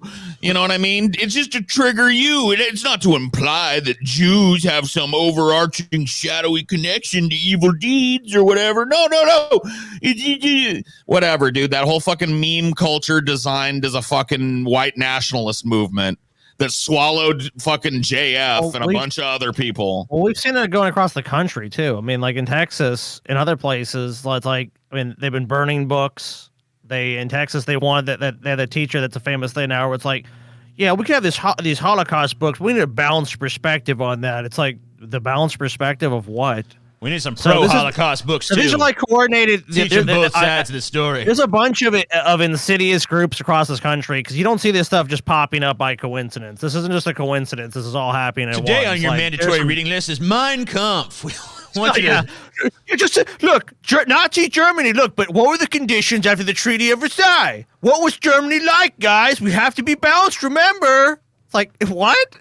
When they came up with Zyklon B, could it have killed people who are enemies of the German people? Yes. Was it used to kill some Jews? I mean, maybe. We don't know. It's like, it's just fucking absurd, man. It's absurd that we're still having this conversation. All right, like, Paul. I'm going to challenge Paul to not be racist throughout this fucking whole story. Oh, shit, dude. That's going to be a fight. Me? Yes. Wait a minute. How am I the one that you're going to challenge not to be racist? Shaquille O'Neal says gorillas freak out when he comes near, and Zoo Miami executive confirms they are intimidated by his large size. Oh, they think he's a gorilla. Yeah, they do. They think he's a gorilla. Well, you failed. You failed the test, Paul. You failed the fucking test. Paul. Not failed. because I'm out of this show. What do you mean? How's that racist? Show. How's that racist? Show. How's that racist? Wait a minute. Hold on. This is not racist at all. They look at him and they see a being just as wise and peaceful and measured as they are. What's TJ talking about? Why does he think that's racist? Sorry, Paul. Gotta do a poll in the chat right now, man. The gorillas think I'm a gorilla too because I exude the same big dick Shaq energy. You know? The gorilla energy. Immediate fail by Paul. Well, TJ kind of invited me to do it. Like, obviously, like I know what the racist line is on this one. So I thought it would be funny to just take it immediately rather than trying to skirt around it. All right, so I made a joke. Paul, we're going to the community. There's a poll right up right now. Is Paul racist? This is a very fair poll. The answers are Paul is yes, and Paul is racist. So well, thank you, Scotty, for at least giving people a true choice. I mean, I figure that's what we need at least. I mean, a fair trial. Yeah, for sure. You know, just like the Brits trial, I should be, scrutinized the same way. I mean, you've got to be, man. TJ, so you're back. So you're no longer. TJ, we've got an official poll going on. This is very scientific. Yeah. Just trying to get some feedback from people on is Paul racist? Oh my God, yeah. The answer is yes, or Paul is racist. Oh my God, yeah. Oh my Jesus. That's it. I think it's right now. It's pulling ahead. Paul is racist, but yes. No. I mean, come on. Come on, yes, people. Can we even that out a little Paul's bit? ego today on Onion Nuggets called Shaquille O'Neal said he, quote unquote, looks like a gorilla. No, I said that gorillas thought he was a gorilla, and you didn't even hear my fucking explanation. You immediately assumed that I was saying that black people look like gorillas, would make you the racist. Oh, my goodness gracious. I was saying that the gorillas looked at him and saw a being just as wise, worldly, measured, and tempered and strong as they were. And that it intimidated them because they thought that he was one of them. My goodness, TJ. My goodness. Paul is racist. Just keeps going. My God. Keep on digging the hole, man. Digging yourself, Paul Rell. Keep on digging the hole. Furries raise money for libraries after mayor threatens to withhold funds due to LGBTQ plus books. The furry community has taken charge of leading fundraising efforts for the Madison County library system and raised thousands of dollars as funding for the libraries hangs in limbo. The system entered the spotlight after Ridgeland Mayor Gene McGee said he would withhold $110,000 in annual funding after books with LGBTQ plus themes and authors were put on display. See, I'm cool with this, but I want to know the nitty gritty details of this that are not going to be in the story. Sure. Like what? How did they clean all of the coyote jizz off of that money? You know what I mean? I don't think they did. It's still worth it. It's all digital now. I just want to know, like, how do you clean a bunch of wolf, coyote, tiger, the occasional lizard and bird jizz off of a pile of fucking $100 bills that a furry organization brings? That's what I want to know, and nobody's gonna tell me that. Them while you guys are in here insulting furries and stuff, like, man, furry bunch, they're out there fighting the good fight. Why don't you just come out? Why don't you just fucking come out, TJ? I've already explained to you a million times, Paul. I've explained to you, and I've explained to you again. Everyone gets two. You get two furry anthropomorphic characters that you're allowed to be attracted to. No. And then it's fucking... Yes, you do. Everyone gets two. It's fine. Everyone gets two. You don't have to use your two. It's not even about that. I think that you're hiding a fursona. No. I think you've got a couple of fucking personas. No. Oh yeah, you've got a fucking fursona, TJ. The way that you're always furry. I've been in TJ's closet. I've been in TJ's closet, and I saw some interesting outfits. You didn't see no. Did you see a mascot outfit? You didn't see that shit. I saw some very interesting. Do you want to tell people what I saw? Let me tell you something. What did he see, TJ? What? No, don't dance around the subject. I'm giving you a chance to come clean here, TJ. Wanting to fuck Lola Bunny does not make me a furry. I've already explained this in fucking crazy detail several times. Everyone wants to fuck Lola. Lola's hot. Rabbits are not even fucking humanoid, bro. It wouldn't even be fucking possible. I mean, Lola is fucking humanoid. You want to talk about the Bugs Bunny costume you got in your closet, TJ? She has tits, for fuck's sake. They gave her TJ, tits. You want to talk about what am I supposed to do? What am I supposed to do? I want you to explain something to me. Who's got the best chance with Lola? It's Bugs, Who's right? got the best chance with Bugs? I mean, Bugs don't even have a dick, dude. You don't know that, man. I ain't seen no dick on Bugs Bunny. And how do you explain that costume in your closet, dude? I don't have no. I don't know what you're talking about. You crazy? I mean, how you explain that, dude? How do you? Crazy. I want to take a piss, TJ. You're crazy, goddammit. It was by chance I saw it, TJ. I went to take a piss in your bathroom because you were taking a shit in your and the fucking household bathroom, the guest bathroom. It's retractable. Chelsea, how do you know so much about Bugs Bunny's dick, huh, Chelsea? What's going on here? You said that with a lot of confidence. That wasn't like that didn't sound like speculation. That sounded like experience right there. Chelsea was just like, she knows, TJ? Chelsea was just like, or should I say, it's retractable. Should I say Bugsy? Oh no, Bugsy the furry dude. You're a fucking furry. TJ is Legoshi from Beastar, dude. I don't even know what that reference means because I'm so not even into that. So, dude, I demand. You're insane. I demand you reveal your fursona right now, TJ. You demand it? In fact, I demand it so hard that I'm going to make it official. Will TJ finally admit the truth, or will he continue to hide in the shadows? Tonight, on Salty Court, we find out whether TJ will finally admit that he is indeed a Brit-shitting furry. Damn, I kind of wish I had like an actual fursuit so I could go grab it and be like... and do a bit with it, but I don't have one, so I don't know. Right, TJ, right. Oh, dude, if I was into it, man, I know it'd be funny as fuck if I could actually bust out a fursuit right now, but I kind of wish I had this like secret fucking like storage unit that was filled with like kinky furry fursuits and fursona I could bring out like a giant dildo or something. I don't know. That might be funny. I wish it was about 15 minutes away, and I wish I had a key of it on my key ring so that I could like if that were true, I could go fucking get one, but unfortunately, it's not. The real question though, Paul, is has he ever shat in the fursuit? He probably has. Oh yeah. Oh my God. You furry britches, didn't you? Dude, sweaty and shitty. Ugh. Dude, I guarantee you that fucking Chelsea's had to trim some mats out of the ass of that fursuit, dude, because it gets, how dogs get the dingleberries. Oh well, yeah, of course. I guarantee you that. Yeah, Paul's just trying to distract from his racism at this point. What? Students begin protest after chocolate milk is banned at school. These students, these are heroes. What? Yeah. These are fucking heroes right here, dude. If there's any reason to protest anything at a school, this is a good reason. Yeah, there are lines at school, you put up with a lot of bullshit being a student. And, like taking away the chalky milk. Nah. Don't do it. You know what? This far, no farther. We're walking out of this. Whoa. Bitch. Poop just put out a special fucking Onion Nuggets edition of him saying poop. Oh. You see that? He's got 2 little onion emojis in there. It's beautiful. Oh, it is. It's beautiful. But anyway, Vacaville Kindergarten through 8th grade school has banned chocolate milk because of its high sugar content. Dude, what do you... That's like Balm and fucking Gilead or whatever the fuck. You can't... Come on.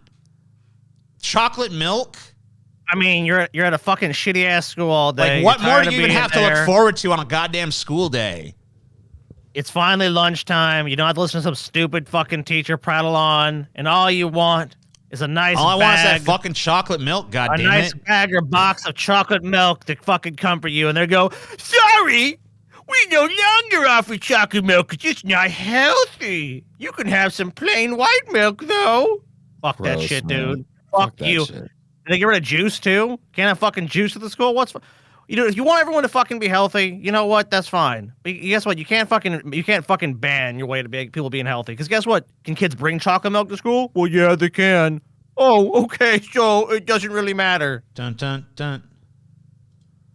TJ loves the court music. It's dude. fucking really addictively fucking. This whole episode, TJ just listened to that music in his head over again. Bump, bump, bump. Oh yeah. Yeah.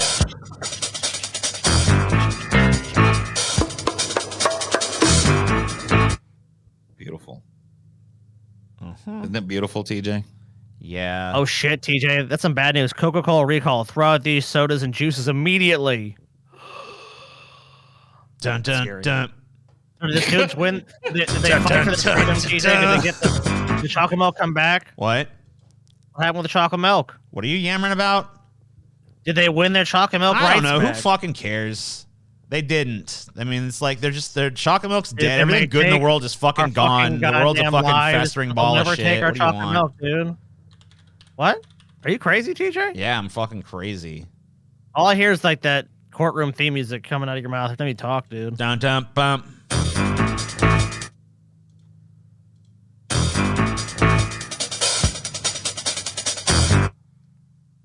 TJ, what is wrong with you? What, motherfucker? What kind of crazy shit are you talking today? Why don't you quit humming that tune? Dude, I banning just books can't is help one it. thing. Again? Dude, no one here gives a fuck about books, though. Well, let's be honest, man. This is America. You can't ban chocolate milk. Yeah. Ban the books. Burn the library to the fucking ground, but give the children their fucking chocolate milk. Or riot. They need. Yeah, I agree, man. When these kids riot, when these kids burn down this fucking school, when they fucking go into total rebellion mode, you know, when they have to call on the National Guard to fucking put it down, they'll know why. Hey, because motherfucking men. They had one decision. One fucking decision. Give these fucking kids liberty or give them chocolate milk, dude. Or you know what's going to happen? They're going to fucking kill you. Oh, shit. Dude, I got to, Scotty, I want to see if you agree with me on this. And TJ, we'll see if you agree too. All right. All right. The reason we haven't reached our $50 tournament of horror cliches isn't because people are stingy. It's because TJ has failed to come up with the proper goals to incentivize terrible people. goals. Look, I'm sorry. I know goals. Terrible. The $50 goal should have been gaslighting TJ. My new I'm pitching it now, my new segment on the show. That's literally, you do that every segment of the show. It needs to be codified. It's you can't sell something as a special thing when you literally fucking gaslight me about something every other segment. So he needs to be codified. Does it into one segment that the people pay for? Okay. And if they want that sweet, sweet titty milk, they're gonna have to pay for it. We've got some donations here. We got one from Shveddy. We got Silhouetted Animator. Shveddy. BR Moore, John Flanius. Paul is Everything Phobic. He gave some money. So we've had a few donations come in. I think we're at about looks like on Streamlabs we're at about $30, and then we got another like $6 in YouTube. So we got we're at about 36, and we have how many stories left? This is it. This is done. So basically now, if we don't get that, the show's fucking over. So you guys want the show to continue? Fucking somebody fucking cough up some fucking moolah, huh? But yeah. In the meantime, we'll banter about the most boring thing possible. So how's the weather down by y'all? How's the weather going? Actually, we don't have to do that because we have some ruthless self-promotion to engage in. Oh yeah, that is true. So. You guys want fucking all kinds of shit. You know, this show, we do it 3 weeks public. This is the first of our 3 public weeks, but then it goes private. The last 2 weeks, it's been private. We did it for patrons only. You could tell because the chat was a lot smarter and more insightful, but hey, whatever. We're not insulting you plebs. The second you upgrade and become patrons, I'm sure your IQ will also go up about 20, 30 points. That is true. $7 a month, you get an insane amount of content. I guess I'll just like go over really quickly all the shit you get. Weekly live episodes of The Grease Trap, monthly live episodes of Onion Nuggets, patrons only live episodes of Deep Fat Fried, 2 to 3 a month, plus some pre-recorded ones, 1 to 2 times a month. Monthly patrons only live Abandon Hope. Monthly patrons only live Ideology with Paul. Monthly patrons only live Ask Hollywood Love with Hollywood Love. early access to Dank D&D episodes, basically get the entire month's worth before everyone else does, monthly patrons-only Cinema for Cynics reviewer commentary, monthly patrons-only live Fighting Boys stream, monthly behind-the-scenes look at our projects and events and all that shit, massive access to our huge, gigantic back catalog of fucking content that we've been producing over the course of the last however many fucking years we've been doing this, and exclusive access to patron polls, community interactions, merchandise coupons, and all that fucking glorious stuff for the low price of $7 a month. Or you can buy the whole thing in bulk and save 2 months worth of cost. We got all kinds of shit. We did this most punchable face tournament the other day. That was our most recent episode. That was a lot of fun.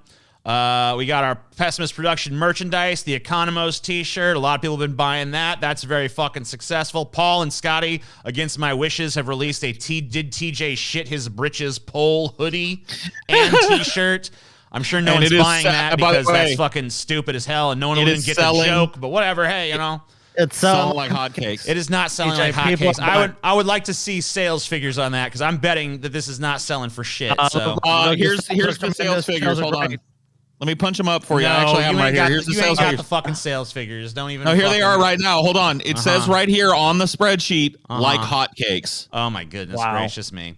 Insane. Crazy, unbelievable, tremendously amazing sales, TJ. The best-selling shirt we ever had. You can take a look at all of our shirts and all of our other fucking merchandise, stickers, and whatever else we got down there below in the link section there. We also have our link tree that has. You can go to our Patreon. You can see our merch. You can go to our YouTube. You can go to our TikTok. You can go to our Apple podcast. You can go to our Spotify podcast. You can follow us individually as fucking creators and all that shit. We've also got over here our Dank Dungeons and Drunken Dragons channel. We got new episodes of Dank D&D coming out every Friday. There's 37 episodes of the show already complete, so it's going to be running for a long, long time. And it's pretty soon now, a couple months from now, you'll be seeing the LA footage that we shot where we did a villain campaign in a fucking professional recording studio. That's going to be a lot of fun. Right now, we're still showing the early ones where it was kind of like, and look how fat Stevie used to be, dude. I forgot. Just like, he's fat, dude. Crazy because he's so skinny now. I know. Man. Me and Scotty are doing our show, The Fightin' Boys, over here on this channel. That's also linked down below, I believe. And, of course, Cinema for Cynics coming back soon. We were already supposed to be back, honestly, but there was some slight delays with some fucking editing bullshit.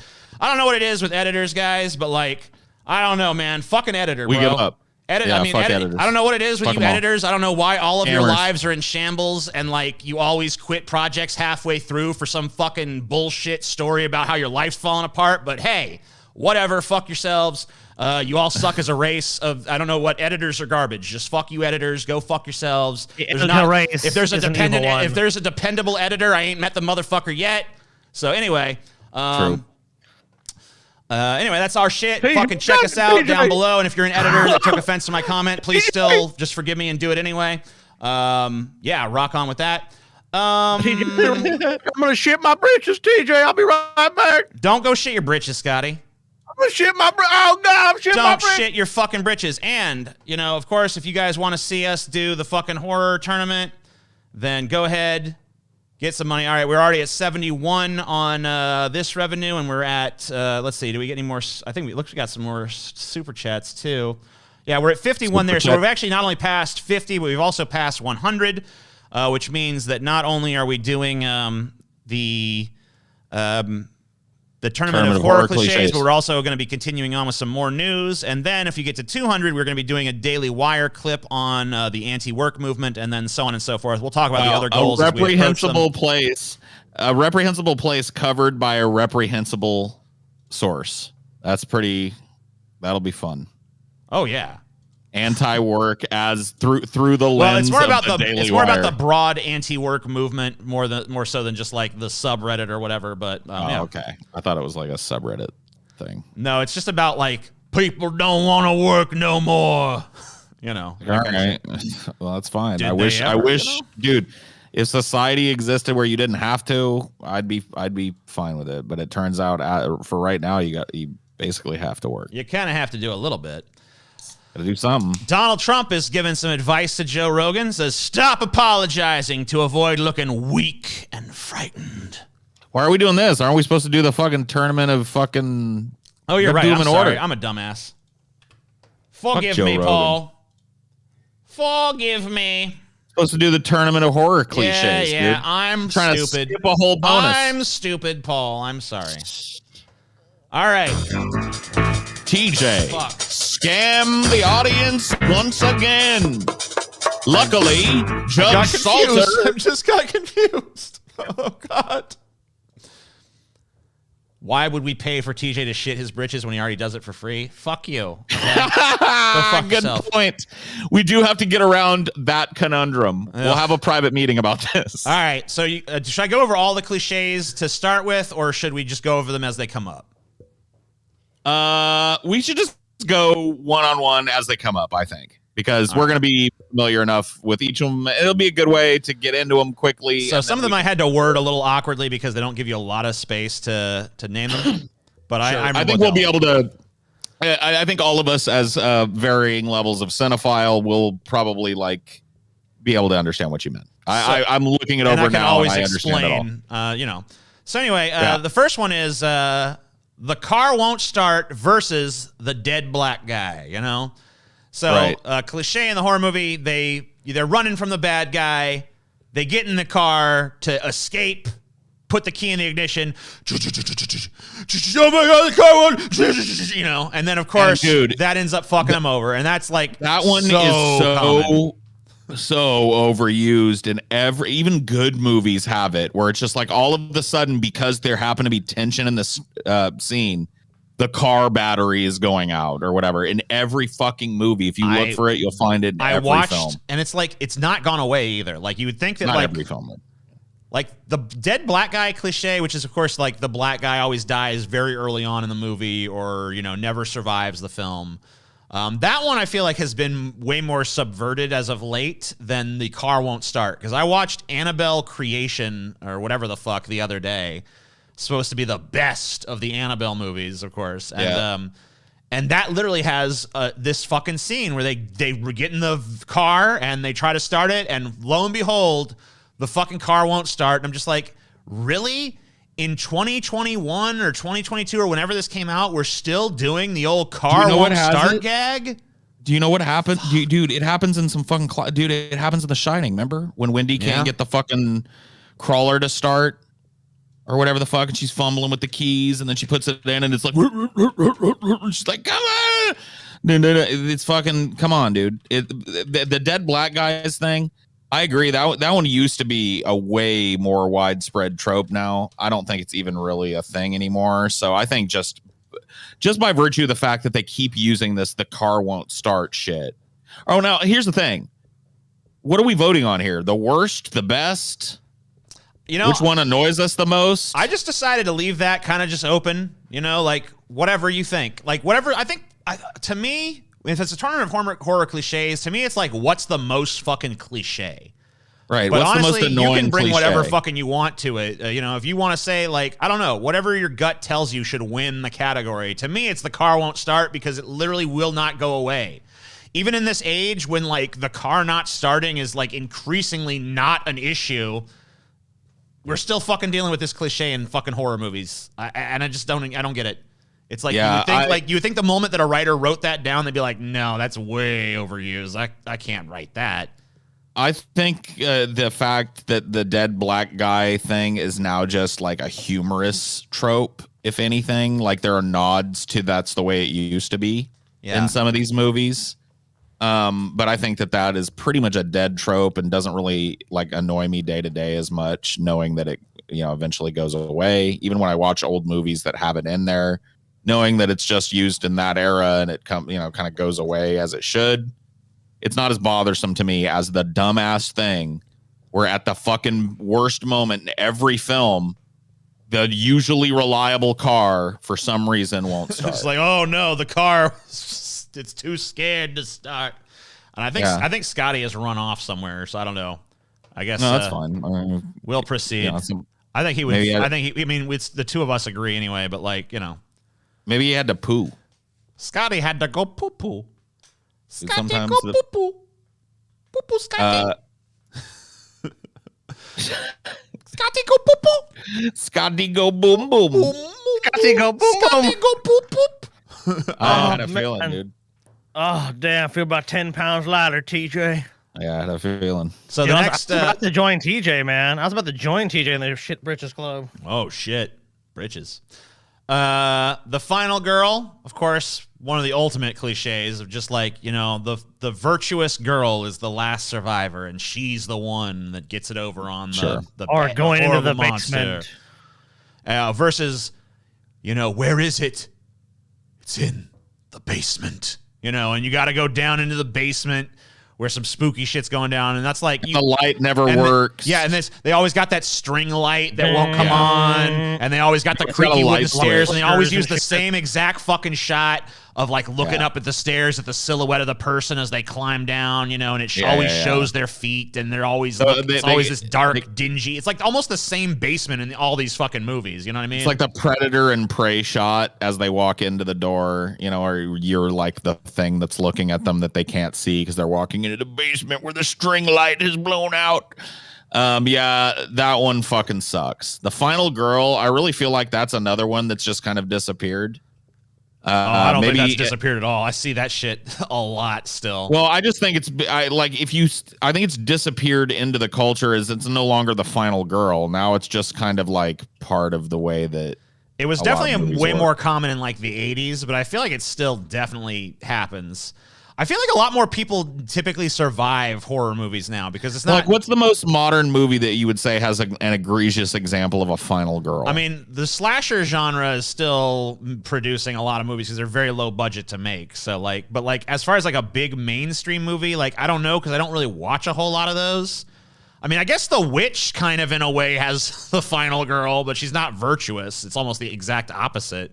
Yeah, you can't really call it that. I mean, that's just you know, I don't know. I think the basement for me. I'm gonna like the final girl thing. I think the final girl is almost like a too big. It's like too big to just be thought of as a cliche. It's more like a fucking stylistic choice that just occurs over and over. I guess that makes it kind of a cliche, trope, but TJ. It's too big. I think it's too big to just treat it like it's a cliche. The last movie that I remember really like, I'm trying to think of like a big budget movie that had a final girl. Scream 5, people are saying.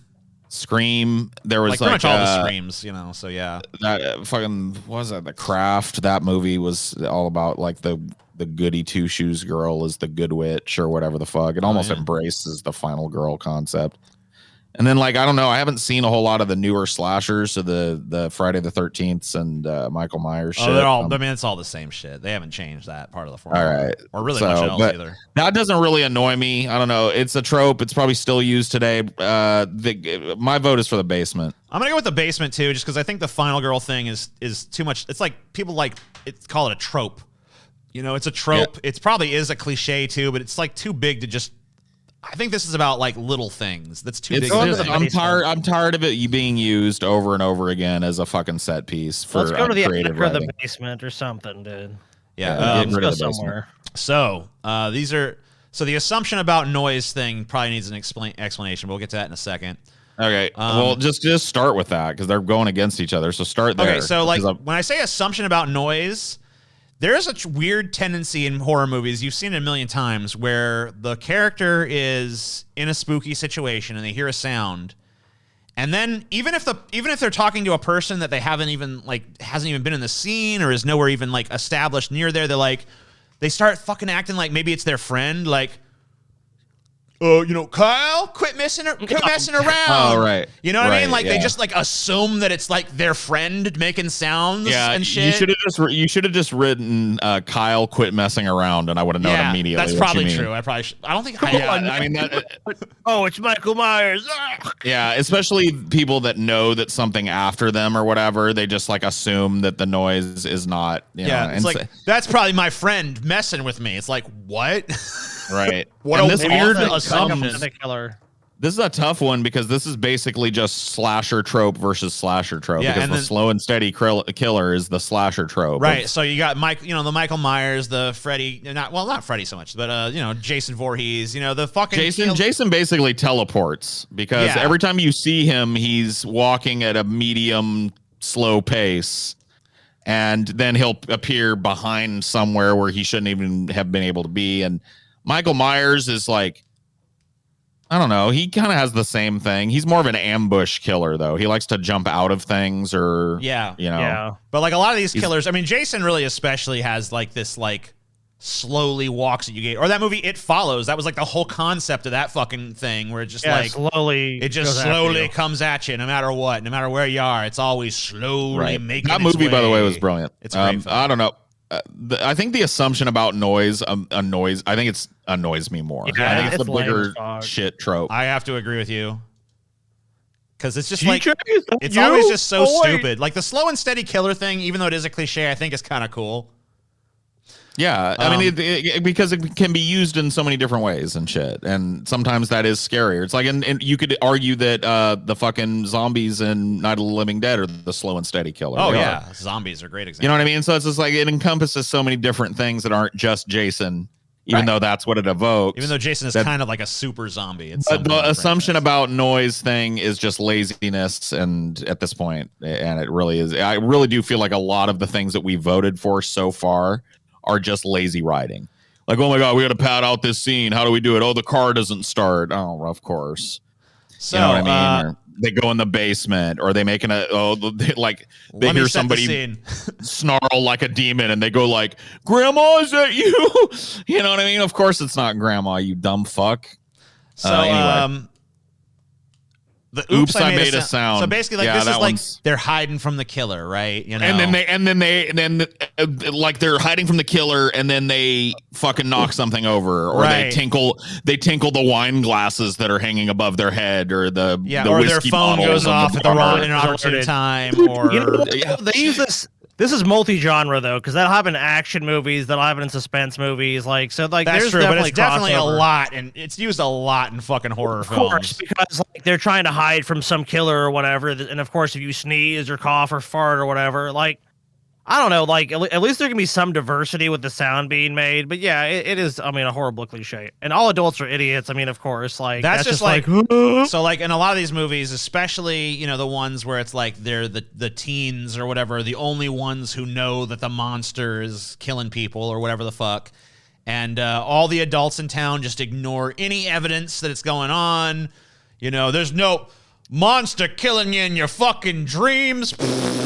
Idiot. You just need some rest. It's like adults for the most part are probably going to react that way. It's like stupid ass teenagers. I mean, now maybe when some kids turn up dead. What movie actually pioneered that shit was the original Blob, where the kids know that this blob monster is loose, but the adult town's like, quit messing around. There's no such thing as a blob. Ain't no such goddamn thing as a blib. I don't know. I think the all adults are idiots is so multi-genre too, because it happens in comedies that are focused on young people. And it's super pervasive, but I feel like it's super effective because it's like there's something appealing to us as a people of like the character that no one listens to, but they're right, because we all kind of feel that way about something. You know what I mean? Like I'm right about this, but fucking these idiots just won't listen. And I feel like that taps into something, whereas the oops, I made a sound thing is just another example of like, we're lazy. We just need something to fucking, we're just going to do the same ass scene again because it's created suspense in the past. So hopefully it'll continue to do so, even though everyone can see it coming. I think the all adults are idiots could be broadly interpreted as more just kind of like a distrust of authority. Mm-hmm. And so I don't mind it as much as the stupid predictable trope of your cell phone going off or hitting a wine bottle or knocking over a glass or tripping or making a noise or farting or burping or sneezing when you don't mean to. It's just like, ugh. Not much dissent so far in this one, because this is more of like a tournament of lazy writing so far. But it's true. Well, I think the worst cliche. I think the worst cliches are the ones that aren't really there because they work. They're just there because they're easy. Yeah, you're right. So let's split up. This one is pretty fucking simple to understand. Yeah, hey guys, it's just like we are obviously safer together. Let's divide ourselves into smaller units that are easier to pick off. Right? Yeah, it makes sense. And then of course the elder's warning is like, you don't see this in. It's probably not quite as pervasive as the stupid "let's split up" thing, but there's like it's a well-worn trope of like the old man that warns you about what's going on. Don't go to Camp Crystal Lake. There's lots of horrible stuff there. Yeah, it happens a lot, especially in like I would say like it probably happened for a lot longer than that, but it was really a lot of that in like the 70s and 80s with like the whole I think that's in if I'm not mistaken, I get them mixed up sometimes because I'm not a huge fan, but the Chainsaw Massacre movies, there's the old man that warns the hippies away or whatever. Pet Cemetery's got a great old man warning you about what you shouldn't do. I wouldn't go with that Indian burial grounds now. It's like don't go down that road. The wizened elder that knows better, that's trying to set you on the fucking path to not being this one's fucking easy. butchered, but Because like whatever with that, like like there's ways like I actually kind of like the elder warning usually, not always, but like I don't know, there's kind of a charm to it. Let's Split Up is just so stupid. Yeah. It's like we're being hunted by this creature. Let's all split up and go over here. It's like like something no one would ever do in real life. You know what I mean? Yeah, it just seems like a lazy writing way of getting around like having 8 people in the movie, but still wanting to kill. Well, here add something to the story too, because like if it's done well, there's like a creepy character that comes and tells you this weird thing in the beginning of the movie. You're like, what the fuck is this? So that can be intriguing too. So, I don't know. Let's Split Up easy. Well, so this one, just by sheer coincidence of how these kind of randomized, this is like 2 bad jump scares against each other. Now, I'm not saying these are always have been bad, but like at this point, they're both way overdone. And the first jump scare is. You set up a jump scare, but then instead of it being the monster, it's the cat. The fake out jump scare with the stupid fucking cat, basically. You remember we highlighted that in our Amityville research, how the first big jump scare in the original Amityville movie from the 70s is like a cat hissing at him through the window or whatever the fuck. Oh my god, so that's stupid. So many fucking. I mean, this is in so many horror movies though. Like this, it's just the cat thing is so fucking overdone. And then you got the mirror scare, which is basically a person is looking into their mirror, which is like a cabinet style mirror.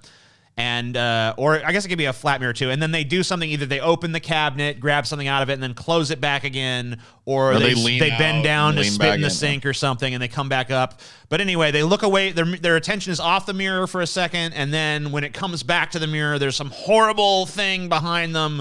Whoa, and it's like, oh shit. Scare can be done. That's been done about 12 million times as well. I'll tell you what, it's a cliche, but I've seen some ones that I'm like, okay, that I actually like that. With it's just a cat. That's just a fucking disappointment. It's like, it's a black cat or something. Like, okay, I like black cats, but what's that belong in a fucking horror movie? The cat thing, like it had its day, but you don't see a whole lot of like wow anymore. Like it just doesn't happen a whole fucking lot. Like it's just like an older kind of thing, whereas the mirror scare, dude, they're still fucking doing it, man. Yeah, they are constantly. Like not only that, but I really think the mirror scare encompasses now the new thing. We want to use the same shitty writing trope and get the same kind of like pop of tension, so let's do the fake mirror scare. Yeah, where it's like they close the mirror and everybody's going like, oh, it's gonna be the mirror scare, and then that doesn't happen. Then the person turns around and there's something behind them that they couldn't see in the mirror. I hate. And what if the thing in the mirror is a cat? I like cats. Combined, dude. I like cats, dude. Even though the cat thing is lame, I like seeing cats in movies, and the mirror scare is always a disappointment. All right, TJ, I'm gonna go. So Paul, you're saying I'm saying the mirror scare. That's my vote. I'm voting. It's just a cat. So TJ, you're tiebreaker. The mirror scare sucks for sure, especially at this point. But like the cat thing is always just so disappointing to me that I'm gonna have to go with the cat. Dude, you guys fucking suck, dude. The mirror scare robbed and fucking seen one, dude. That should have been the fucking winner, dude. Yeah, the next. I hope the next 10 movies that you're excited about have a shitty mirror scare in them. All right, hey, that's fair enough, man. Fair enough. There's no signal. There's no signal. Oh God. Yeah. Okay. No, dude. There's no signal. Because in the 70s and 80s and shit, like no one really had a cell phone, so it wasn't a big deal. But then it's like, oh shit, everyone's got smartphones. Like, there's no the signal, or the signal is jammed, or they lost their phone, or their phone is smashed, or the phone's battery is dead. I mean, there's just so many ways they've done it. But yeah, the most cliche one is there's no service here. Yeah. What are we gonna do? I'm not getting any service. It's like, where are you? The moon? Come on. We're living in 2022, folks. Come on. There's no signal anymore, all right? I have no bars, man. I've got no bars. And then, of course, there's the creepy children trope, which was scary once in a Stanley Kubrick movie about 30-something years ago. Coming for you. And I don't know, dude. When it's used properly, it's still pretty fucking scary. You look at like The Ring. I don't know what it is. I'm not scared of like I am not scared of little kids. I am just not scared of them. I think it's like the least scary fucking thing. Like, we got a creepy little kid. It's like, I don't care. I just kick that thing. Dude, what about the evil little demonic kids in fucking In the Mouth of Madness, dude, that are running around playing ball with somebody's head, you know? Yeah, there's like a million things scarier in that movie than those stupid kids. So right, but they're in it. Yeah, I guess. I've never heard you go like, man, you're fucking kids. But they don't add nothing. I mean, honestly, until you mention them, I kind of forgot they were in there. So I don't know. I'm really against this stupid trope, but they're constantly running in and out of frame. In the movie. But you know, they can add something to a movie. There's no signal. That's lazy writing 101, dude. That's like, true. I can't really deal with this. I can't really argue that one's way lazier. So it is. If you're gonna have creepy children, you've got to write and conceive of something that's at least to some people creepy. With there's no signal, you can do that anywhere, anytime. It's just bullshit. Let's hide upstairs. You know what I mean? Like. Yeah, let's trap ourselves in an inescapable prison. Yeah. Right, like, let's go where there's no way out. This is like on par with Let's Split Up to me, and oftentimes it's like combined. It's kind of stupider than Let's Split Up, because at least Let's Split Up doesn't like box you in somewhere. Well, a lot of times though, if like I was saying, they're combined. Like they'll do the Let's Split Up, and then one of the people or two, one of the groups of two that splits up is like, let's check the attic. You know what I mean? It's like, yeah, let's entomb ourselves further in the fucking place. So yeah, that one's overused. And then falling while running. Yeah. No one in a horror movie can fucking run. They start to run from the fucking monster and they just immediately trip and fall. This used to be used against women a lot too in horror women, movies. Yeah. Like women didn't know how to kick off their heels or whatever, and they're just gonna fucking bobble into the woods in heels or whatever. It's just a constant thing. I hate that one, dude. The let's hide upstairs thing, at least that one can be scary. And part of like a horror movie is engaging your instinct to yell at the screen and go like, no, you fucking idiot, don't do that, because that means that you're more invested in what's going on and you're more ramped up. Like, why are they doing the thing that I wouldn't do? Oh God, they're gonna get fucking heads chopped off. Oh God, to the top of the tower. We'll be safe there. It's like, oh shit. I can at least get why they use those. And the falling while running thing is, once again, it's just lazy writing. Like, it's just a lazy way to have the monster or the villain catch up. So yeah, it's stupid. All right, now we've narrowed it down from 16 cliches to 8 very lazy cliches. Yep. I feel like as we've proceeded, we've kind of gotten to the point where we've sort of, the parameters seem to be like, what's lazier, easier, and just dumber to do. Yeah, and I got to tell you, not like, I really think like this next one, if we're starting at the top here, is just a repeat of the last one that we just did. The car won't start versus going to the basement. Yeah, it's just like, instead of down, you're going up. Instead of up, you're going down. And instead of falling over, you're just like, going to the basement can lead the story somewhere further, whereas the car won't start is just like, that's like, okay, let's buy ourselves a couple minutes of It's basically just meant to create suspense in the laziest way possible. Yeah, so, exactly. Car won't start is my vote, dude. Yeah, me too. Because the basement could there could be at least something cool in that basement, Maybe torture dungeon in the basement. Maybe most of the story takes place in the fucking basement. Maybe something happens in that basement. The car won't start. That's just like a 2-minute scene. Yep. Paul? If that. Is that you? Quit messing around, Paul. Versus, oh shit. Versus, like, oh shit, I accidentally dropped my water. Right. And of course, Killer Beast jumps out. He's alerted to our presence now. These are like two ends of the same lazy spectrum. So I really feel like noise related ones. Yeah, they both deserve to go in the same direction because they're like, what's fucking worse? That's what we got to parse out. I made a sound is like, I'm just thinking about it. I always hate that in movies. I'm forgiving of the people like, hey, is that you, Keith, or whatever? Maybe a cool jump scare, right? Right, or maybe they use it as a way to defy your expectations, and it is him, and then something happens, or whatever. But I really feel like the oops, I made a sound shit is just like the car won't start. It's just like, how do we get around the fact that like if he just lays down, this thing can't see him or track him? oh, let's put a bunch of wine glasses over his head, and he just inexplicably twitches and hits one, and it hears him or whatever the fuck. I hate that shit. It always pisses me off. So me, it's the noise. The only one that I think that I'm fine with I'm gonna that. go with that as well. And I do think it was done well in like A Quiet Place, where that was like explicitly the whole thing the movie was built around. Of course, all of these things have been done well at some point. I think all of these things could be done well, or most of them, but usually they're not. Okay, so now it's Let's Split Up versus it's just a cat. Let's Split Up. Like there's a good like for an example, like is there a good mirror scare? Yes. Dude, the Devil's Advocate has a good mirror scare. You remember? Sure. Towards the end when she's gone crazy and the lady's trying to help her and she's trying to get her to look at herself and look at her hair and how pretty it is, and then you see the lady's face in the mirror for a second and it's all demonic. Like, because it came out of nowhere, you know what I mean? It was well done and well placed. So all of these have a good example here and there somewhere. Let's Split Up versus It's Just a Cat.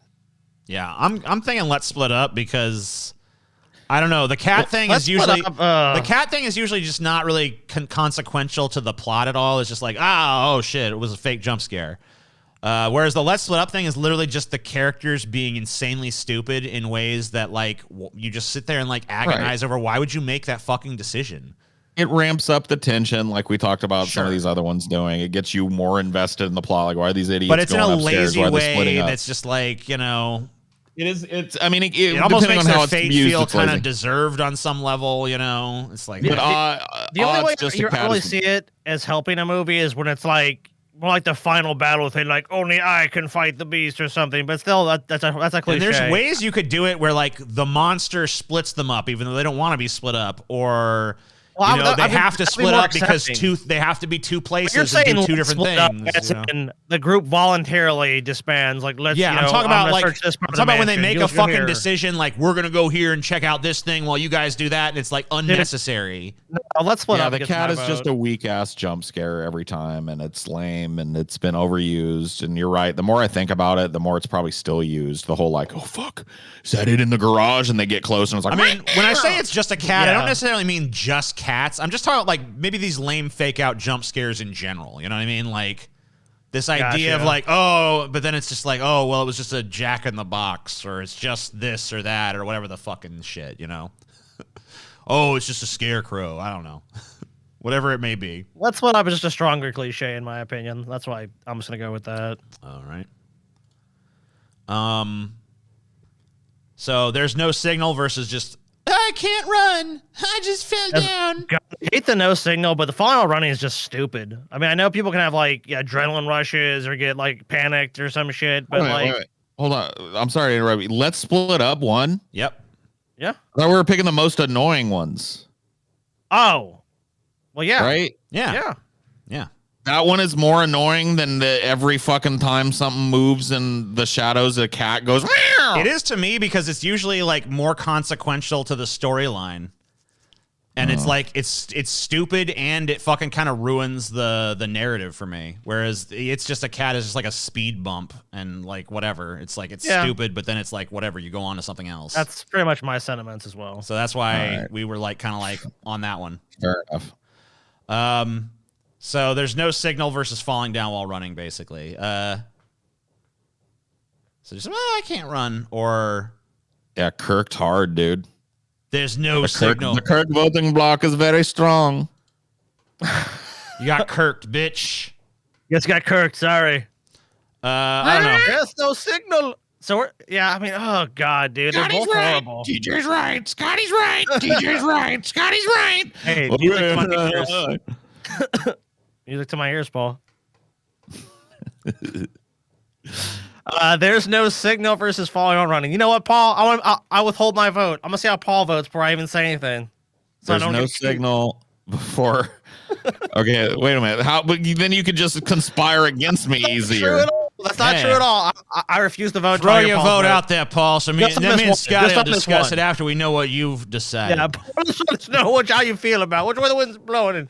And Paul's ego's people trip more often and fall down more often than their cell phones are incapable of making a call these days. Yeah, so I've literally been out in the middle of fucking goddamn bumfuck nowhere and still had a signal on my phone. So, and I've tripped and fallen a bunch of times in the interim between the last time I couldn't get a signal on and my you know, phone, you figure that if there's a monster chasing you, you might be a little fucking, shaky on your feet. So I don't know. Yeah, I would say there's no signal is worse for me. Yeah, that makes sense. Scotty, I mean, it doesn't really matter because I already won, but yeah, I mean, yeah. So, but I agree with that. Anyways.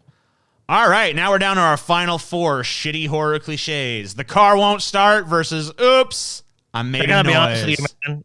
I gotta be honest. I didn't even vote on that first one because I was taking a shit, dude. I know. But to me, I feel like car won't start might go all the way for me. So I got my vote right there. I'm just gonna be biased, dude. I hate oops, I made a sound. They both suck, but the car won't start one is just so eye-rollingly bad when it happens. I know, and it's so cringe at this point. All right, so let's split up versus there's no signal. Getting pretty fucking cliche here. Let's split up is actually tactically sound in some cases. Yeah, I guess there are instances where you would need to split up. I mean, yeah, you gotta divide your efforts to escape or something. Yeah, so it could be possible. Like if it's like we gotta go get this thing while you guys go open the gates or something, that's like you gotta do it. Yeah, that happens in the Alien movies and shit. So yeah, I mean, there are strategic times that splitting up is a necessity to overcome whatever the obstacle is. So there's no signal, just sucks. Yeah, I feel like there's no signal is like the lazy writing way around. Like, how do we make things scary in a world where you can call the cops from literally anywhere from a phone in your pocket? I think it's kind of interesting that the 2 that have made it to this final round are both just things about, like, in the real world, if you put your fucking keys in the ignition and turn them, and a lot of cars don't even have keys anymore, but if, ones that do, you turn the fucking ignition, the car fucking starts. And there's nowhere that you can't get a signal. Yeah. So like I've definitely experienced the car not starting. Right. It's not like that's never happened. I've experienced like not having a signal before, I guess. But like these are both very rare things that are very common in horror movies. Like, oh, there's no signal and the car won't fucking start. And I'm sure there's plenty of movies that have both of these cliches in them at this point. So it's both just things that kind of expect you to believe that, like, these fucking technologies that we know to be pretty fucking reliable are just suddenly not reliable in this fucking horror situation where Leatherface is chasing you or whatever the fuck. I'll tell you what, dude. This is actually probably the toughest one of all because the car won't start. Like, you have to assume that character drove there. So, like, I'm more of a fan of like the car has been destroyed or tampered with or there's something like that. It's just not starting. Like, why is it something just not going to fucking start? Well, let me tell you why I think that the car won't start is the worst cliche. Because there's no signal line is usually just a throwaway line to establish that there's no way for them to call for help. Whereas the car won't start, they usually actually try to wring some suspense and drama out of it when the whole time you're just sitting there like rolling your eyes at how perfunctory it is. So it's going to start the last second so they can escape, kind of bullshit. Or it's just not going to start and they're going to get killed. But yeah, they're going to be killed and it's like, oh! To me, the car won't start is easily the worst here. I think it's fucking got to go all the way for me. But I told you I felt going into this. I mean, look, I'm pretty much voting that one as well. But if Paul, look, I'm not going to vote already because I want Paul to say, hey, if he's voting the other way, I want to get Paul to give. Oh, Paul's gone, dude. Paul quit. Paul's like, I'm out this bitch. Okay, so I guess there's no vote for Paul then, dude. So I just want to sweep it, just finish it up. Yeah, just fucking take it from Paul. Let's just fuck with Paul. Oh, he's back. All right. Oh shit. Never mind. Hey, Paul, how's it going, man? Hey. Paul back. Hey, I don't know what happened. We're not going to rig this vote for Carl. You know what happened, Paul? There's no signal. Yeah, dude. The signal went out. Dude, you know what just happened in real life, man? Car won't start, TJ. Car won't start. So me and Sky think the car won't start is easily the winner of this category, but, we're willing to hear a dissenting vote if you want to make one. Yeah, I mean, it does seem like it's the one that is used, like, even outside of horror super widely now. Like, the car doesn't start is just, I think it's lazier than there's no signal. Like, I do agree that there are some rural, like, I saw people in chat saying, like, rural places, and still to this day, it can be hard to get, like, that is true, consistent coverage or whatever, depending on how close you are to a cell tower or Yeah, whatever. I mean, I believe it better than I believe that the car just suddenly, that's been shown to be reliable, that they got there in, is just now a piece of shit for no reason. Yeah. Can't start when you need it to. Come on. Just like the second there's a monster in the vicinity of the car, and try to bring so much out of it. So I mean, like that's gonna be a longer scene, like because that the other thing too is with the keys is the fumble of the keys, right? Oh no, I can't open the door of the car. Oh shit. Oh okay, I got the car door open. Oh I can't. I'm fumbling to get the key in. Okay. That's a variation on the car won't start cliche, is like when they're like fumbling with their keys and the key falls out of their hands and all that. That monster suddenly just can't get to that car, even though like it can teleport behind you. Other times in the movie, it suddenly just can't get there fast enough. It's just it fucking just encapsulates so many tropes and cliches. I don't think we could have voted anywhere else. All right, so now it's time to talk about this story I tried to rush into earlier. With Donald Trump tells Joe Rogan stop apologizing to avoid looking weak. It's the best story you've ever done. And frightened. TJ, did you select the story? I mean, what is it TJ? apologizing for? Guy, TJ. Huh? Exactly. Apologizing for? This Paul guy's smart. There's no reason to apologize. For like saying the N-word like 79 times or whatever. TJ, why would you apologize about that? TJ, why do you need to apologize? Donald Trump has spoken out about the recent fallout involving Joe Rogan and his Spotify-hosted podcast, suggesting the comedian should stop apologizing so he doesn't appear weak and frightened. The former president has defended Rogan amid the controversy surrounding the content of his hugely popular podcast, which Spotify reportedly paid $100 million for. Rogan has come under fire for sharing misinformation about COVID-19 and the vaccines on his show, which led to prominent musicians, including Neil Young and Joni Mitchell, withdrawing their music from the streaming platform. Rogan also apologized for repeatedly using the N-word on his podcast, which says clips of him using the racial slur which have been shared online were taken out of context. Dude, so one of my episodes, the first appearance I had on Joe Rogan, is actually one of the ones that's been taken down, and I guess it's because Joe Rogan actually used the N-word on that show like 20 minutes in. He was like, I don't remember what the context was. Immediately leave the show? No. Racist. I know, right? I just let him do it. You should have been like, I just let him do it. I was like, oh my God. Wrong, and I knew he was a member of the... I came back on the show later, too, so how horrible is that?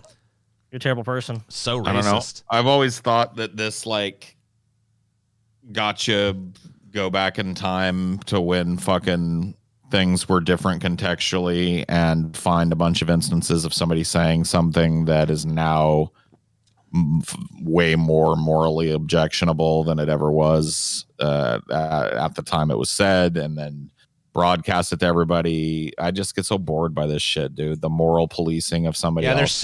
They're so desperate to like get Joe Rogan at this point. Like, we got him. Like, why though? Because what do you think that's gonna do? Like, you think like, man, we stopped him. It's like, yeah, congratulations, you pissed off his entire fan base and made them all think you're an asshole. So you fucking made Joe Rogan more famous than they ever could have fucking imagined, dude. Some affected him. Yeah. Some other platform is gonna snap Joe Rogan up, and his whole audience is gonna follow him, and he's gonna blow that place up just like he did Spotify.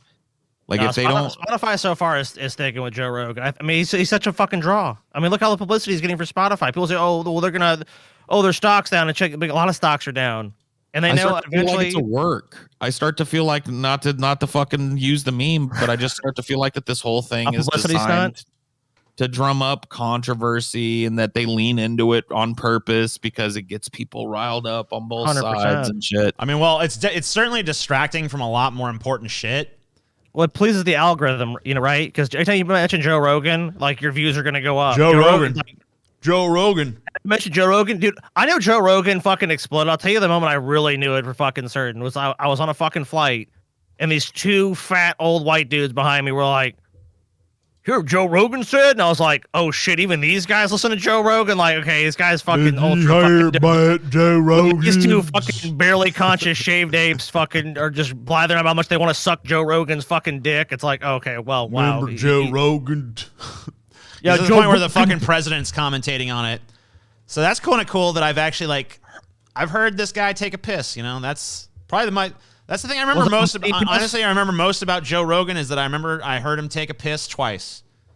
I heard him take that piss right after the show. Both times he takes a fucking very aggressive, pushing with all of his might piss. And it's like, it's a fucking torrent. And I've heard that shit twice because he did it both times, and it's so loud because he pisses so hard. And that guy's being talked about by the fucking president of the United States. So I've heard this guy piss. You actually heard a big sweaty musclehead take a piss. I did. TJ. It's amazing. It's amazing, TJ. Paul. A big sweaty musclehead that the president of the United States, former president Donald Trump, TJ, until this moment cares about. What? I said I've never been jealous of you till this moment. You heard Joe Rogan take a massive fucking steroid piss. Just like, dude, fuck you. It sounded like a dude. It sounded basically like a dude took a pressure washer and just sprayed it in the fucking toilet, dude. Oh my god, dude, are you sure that you actually? Are you sure that you actually experienced this, or was this like just a sexual fantasy that you? No, he 100%. Rogan. Both times. Then Rogan pulled out like it was crazy, bro. Both times, as soon as that show ended, Paul. As soon as that show ended, his ass gets out of that chair like fucking like a bolt of lightning, runs to that fucking bathroom.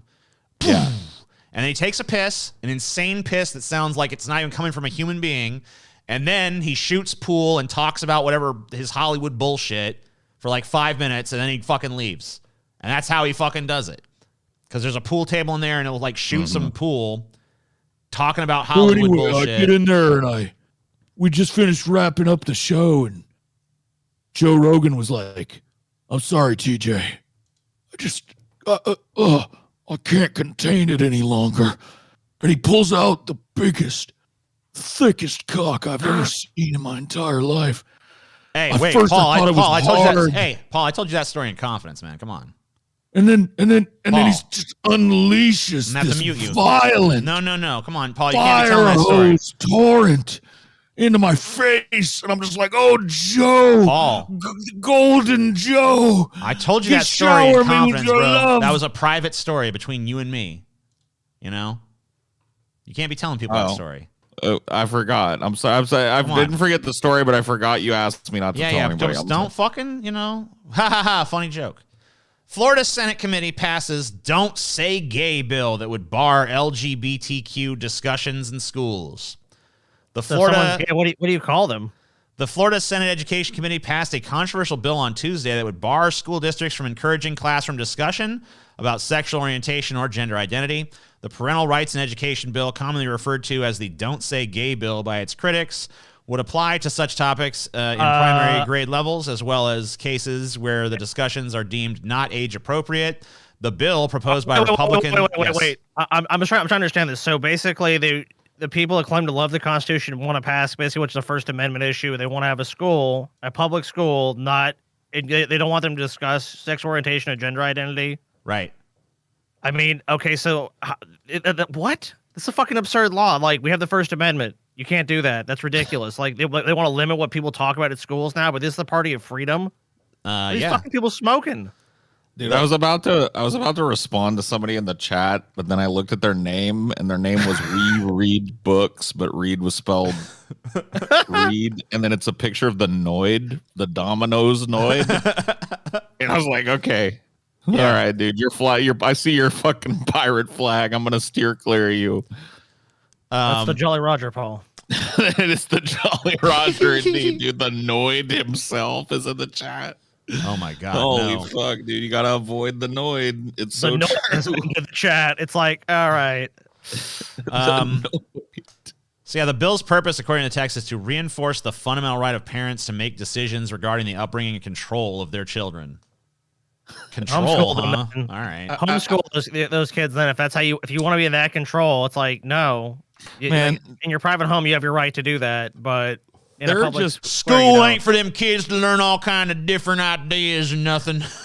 Here's what I think should happen, dude, and I'm dead serious about this. The more I think about this, and I really haven't talked a whole lot about it because it's not a fully fleshed out idea, but I really do think that it's probably the right thing to split the United States at least into 2 separate fucking countries, if not 4 regional countries or so. Because at the end of the day, you can cradle your head and whine about how backwards all these states are, and they're going to become more backwards to spite you for it. So it's just let them go do it. Here's what I say. Split the country and then put some sanctions on their asses. Be like, until you fucking bring your fucking human rights up the code, we're not gonna normalize trade with you. You know what I mean? I thought you were a globalist, Paul. Yeah, wait a minute. You want to divide into smaller pieces? What do you think fracturing the fucking United States and balkanizing it moves towards? You know what I mean? I am a globalist. About China. That's what I think, Paul. China's going to roll in with his takes. He'd be like, oh, thanks, Paul. Yeah, Paul's trying to weaken the United States so that Russia and China can more easily overtake us. I'm ready. No. Dude, the culture of the United States and the politics, I don't know if it's China or Russia or whoever ends up doing it, but to argue that we ought to be the stewards going forward, look at what we did with the last 70, 80 years, dude. I'm sorry, I understand Mandarin, Paul. I mean, you should probably learn it. There you go. That's all you need to know about Paul. He wants us to learn Mandarin. It's probably going to be pretty useful for a gaijin like you, Scotty, to know a little bit of the way do bo bindua. Oh shit, dude. Well, I guess Paul already knows. Yeah, you probably ought to look into Chinese, Scotty. Maybe one of these days. Get you a Mandarin course, Scotty. I had a Mandarin the other day, man. It's just tasty as fuck. Man breaks into home, takes bath, eats shrimp, leaves $200 for damages.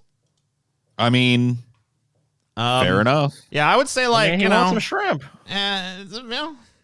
I don't know. Unless those were some expensive ass Vietnamese tiger prawns or something, I think they came out on top of that. A New Mexico man who allegedly broke into a home, took a bath, ate some shrimp, and drank a beer before being confronted by the homeowner has been arrested.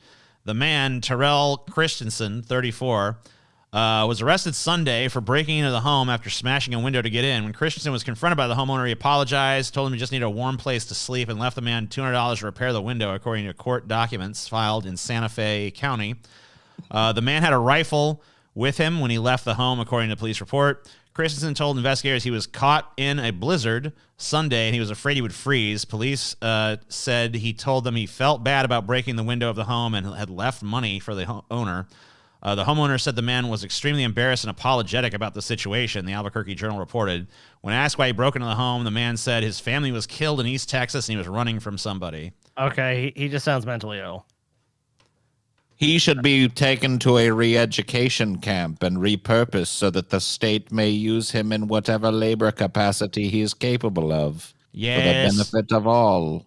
Good idea. He shall be a good drone. Your patriotic duty is to work for McDonald's.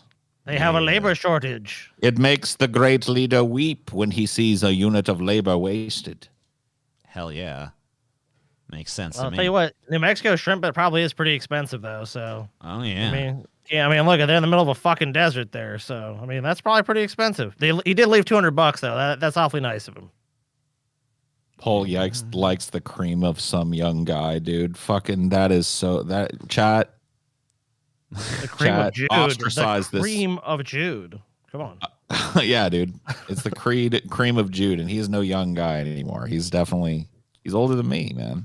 Oh, yeah. There. Amen. That's some aged syrup. Crocodile with tire around neck freed after 6 years. A wild crocodile in Indonesia has been freed after having a tire stuck around its neck for 6 years. Local resident Plot twist. Tilly. Plot twist. Yes. This crocodile, when he was little, his mother was killed by a hunter. And right as she was being dragged away, she said, "Son, take my tire. Never let it leave your side. Wear it around your neck in remembrance of me." And then she was dragged away by some fucking Cajun piece of shit and turned into gumbo. And that's all this fucking crocodile had in the world to remember his mother by, was this tire that was given to her, by the way, by his crocodile father before the war, which, incidentally, he died in, TJ. Wow. That's sad, dude. That's tragic. So it's not only the only memento he has of his mother, brutally pulled out of the swamp and butchered by a Cajun who was hungry for gumbo, but his very father who fought for the rights of all goddamn crocodiles, the worldwide, TJ. And you want to fucking say that we're framing this properly. It's a work Damn. It's a work, TJ. It's all a fucking work. It's been a work since the get-go. They stole this poor crocodile's tire, and now they're trying to fucking video of it, TJ? Can we see the there's not a video? Maybe. I don't know. Fuck, here you go. I want to see the... Yeah, there it is. There is video. Sorry. Look at him. He's like, my mother has given me this great gift, for I am the sole crocodile who has this extra Look at him ridge. smiling. He's so happy. He's happy as fuck. No! Don't cut it off. Stop! And look at all these fucking jealous-ass motherfuckers. They're like, look, he's got drip. Get it. Snatch his chain. Snatch his chain. Look at that crocodile. He's looking stylish as fuck. Steal his drip.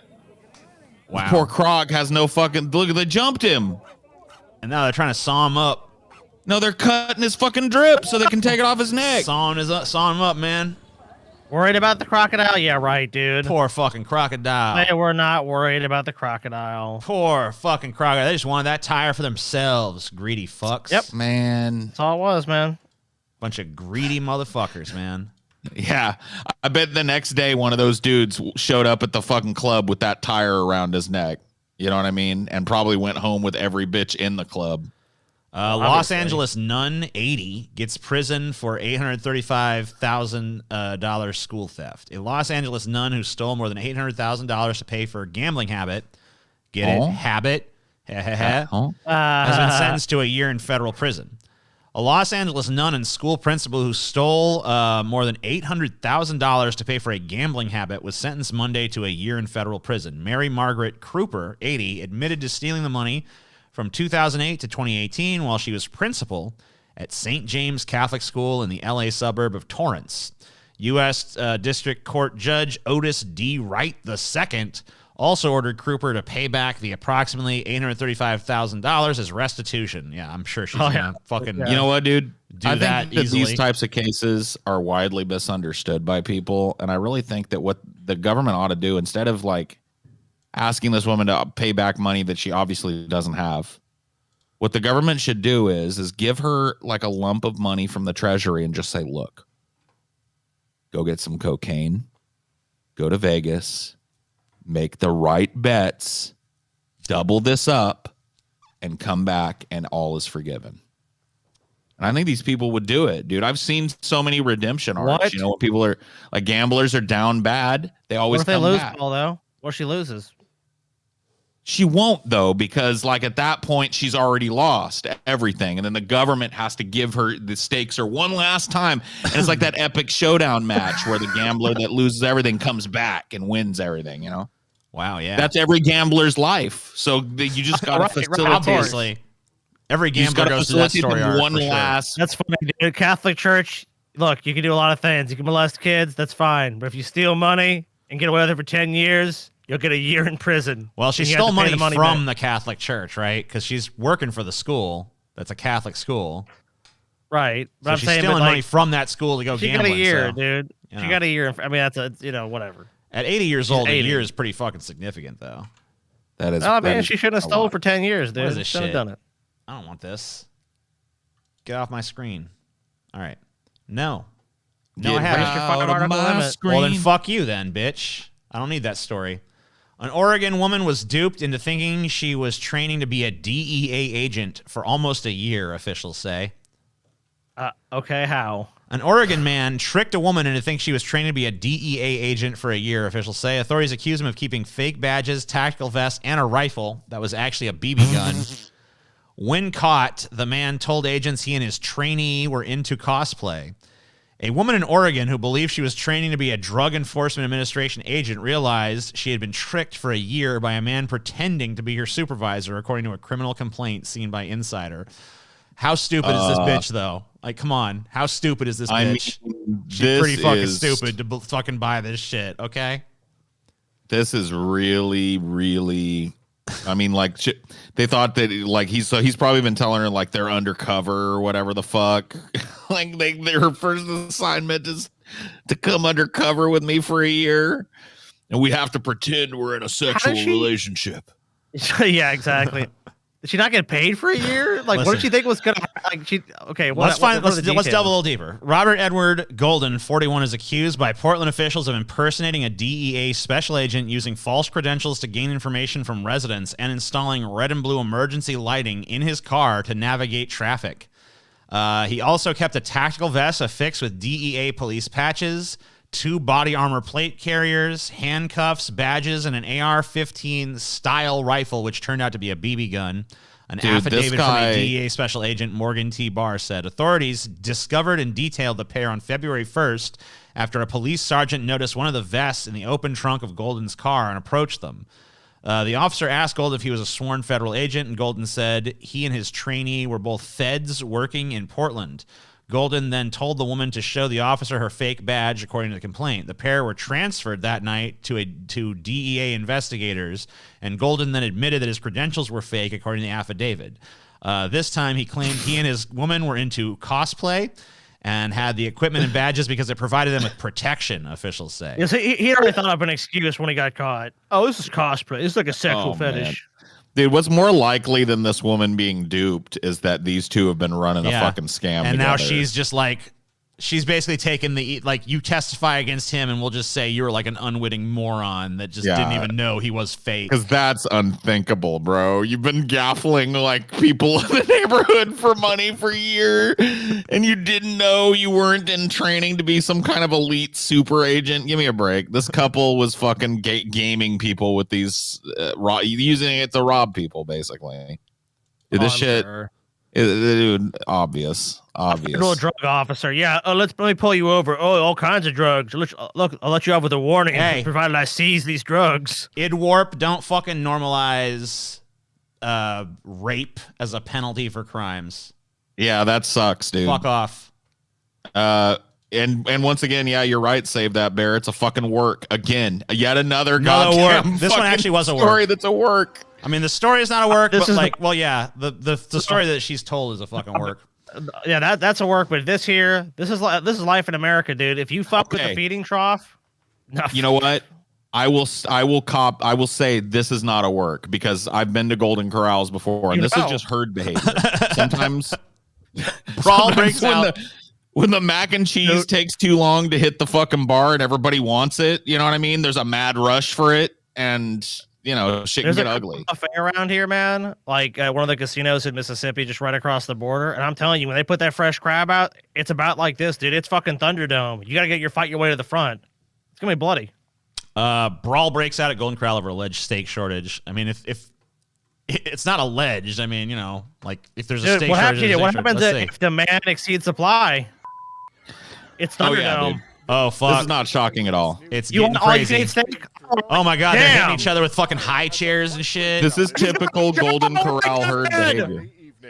Ben Salem police confirmed the brawl may have involved more than 40 people and happened following an argument. Well, this is what happens when you don't get all you can eat steak.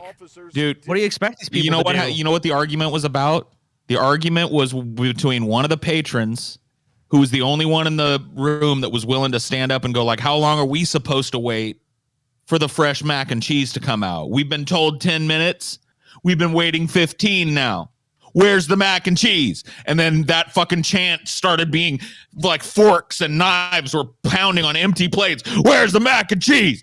Where's the mac? And then all obviously we cut to the middle with none of the context. You know what I mean? Here's what's we're told going on. That it's there was 2 parties in line waiting for steak. Somebody had cut in front and then started being picky and finicky about the steaks and taking too long. And then somebody else spoke up and said something I guess the other party didn't like. Then it just looks like it turned into an all-out brawl. Dude, people are hungry at a Golden Corral. They're there to fucking you don't go to a Golden Corral to like, you know what?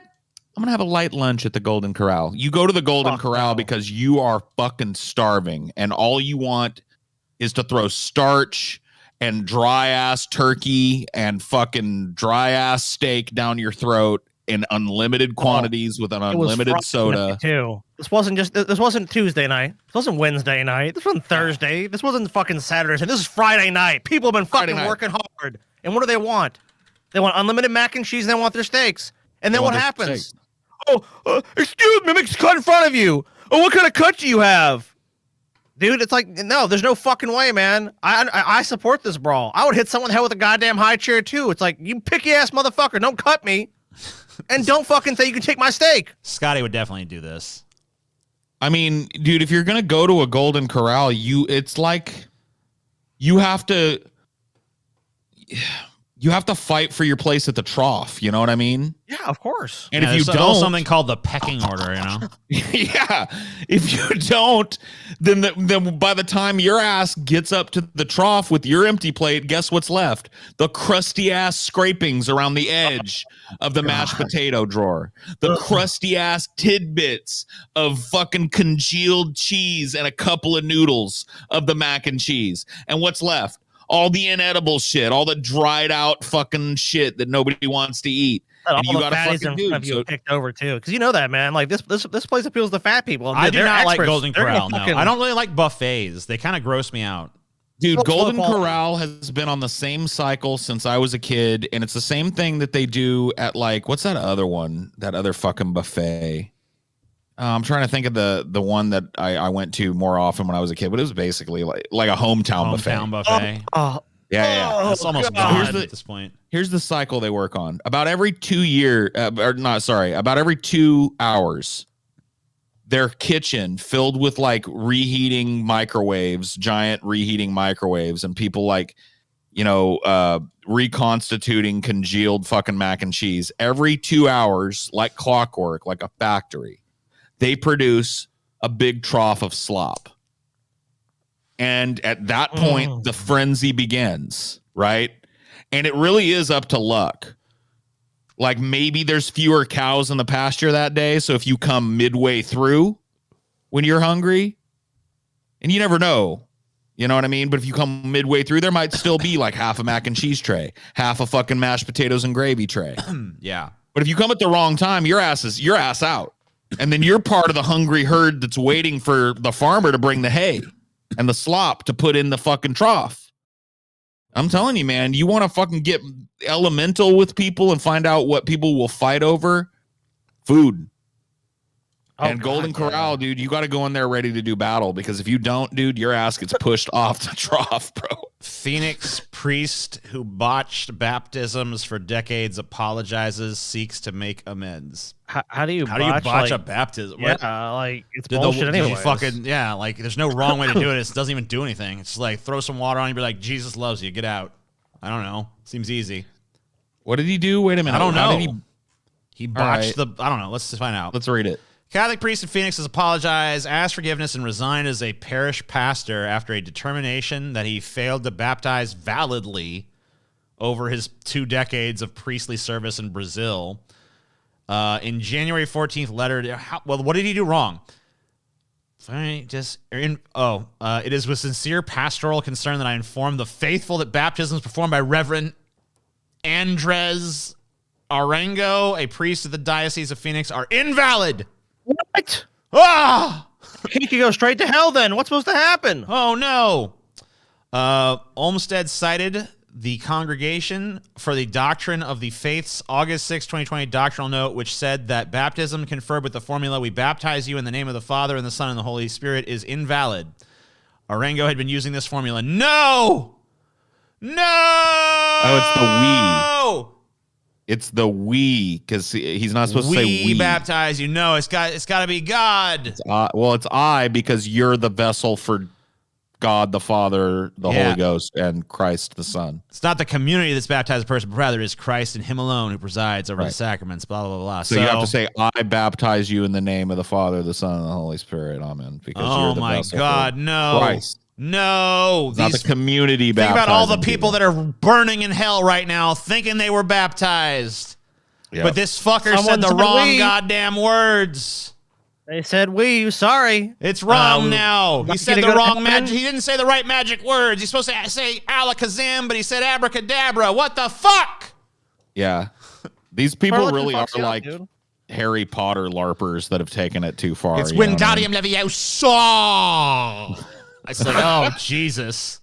Fuck you, Catholicism. You fucking Jesus ridiculous Christ who baptized you, not gibberish. this priest. It's all fucking nonsense. Oh, my God. Sim salabim. Right, dude. Seems something. Mecca high, Mecca hiney ho. We're so sorry to announce that Zombie has been saying goodbye to your children every morning on Pee-wee's Playhouse. He's been saying Mecca hecka high, Mecca hiney ho, and it's supposed to be Mecca high, Mecca hiney ho. There's supposed to be 2 Meccas, not Mecca hecka, and so all of those greetings were invalid.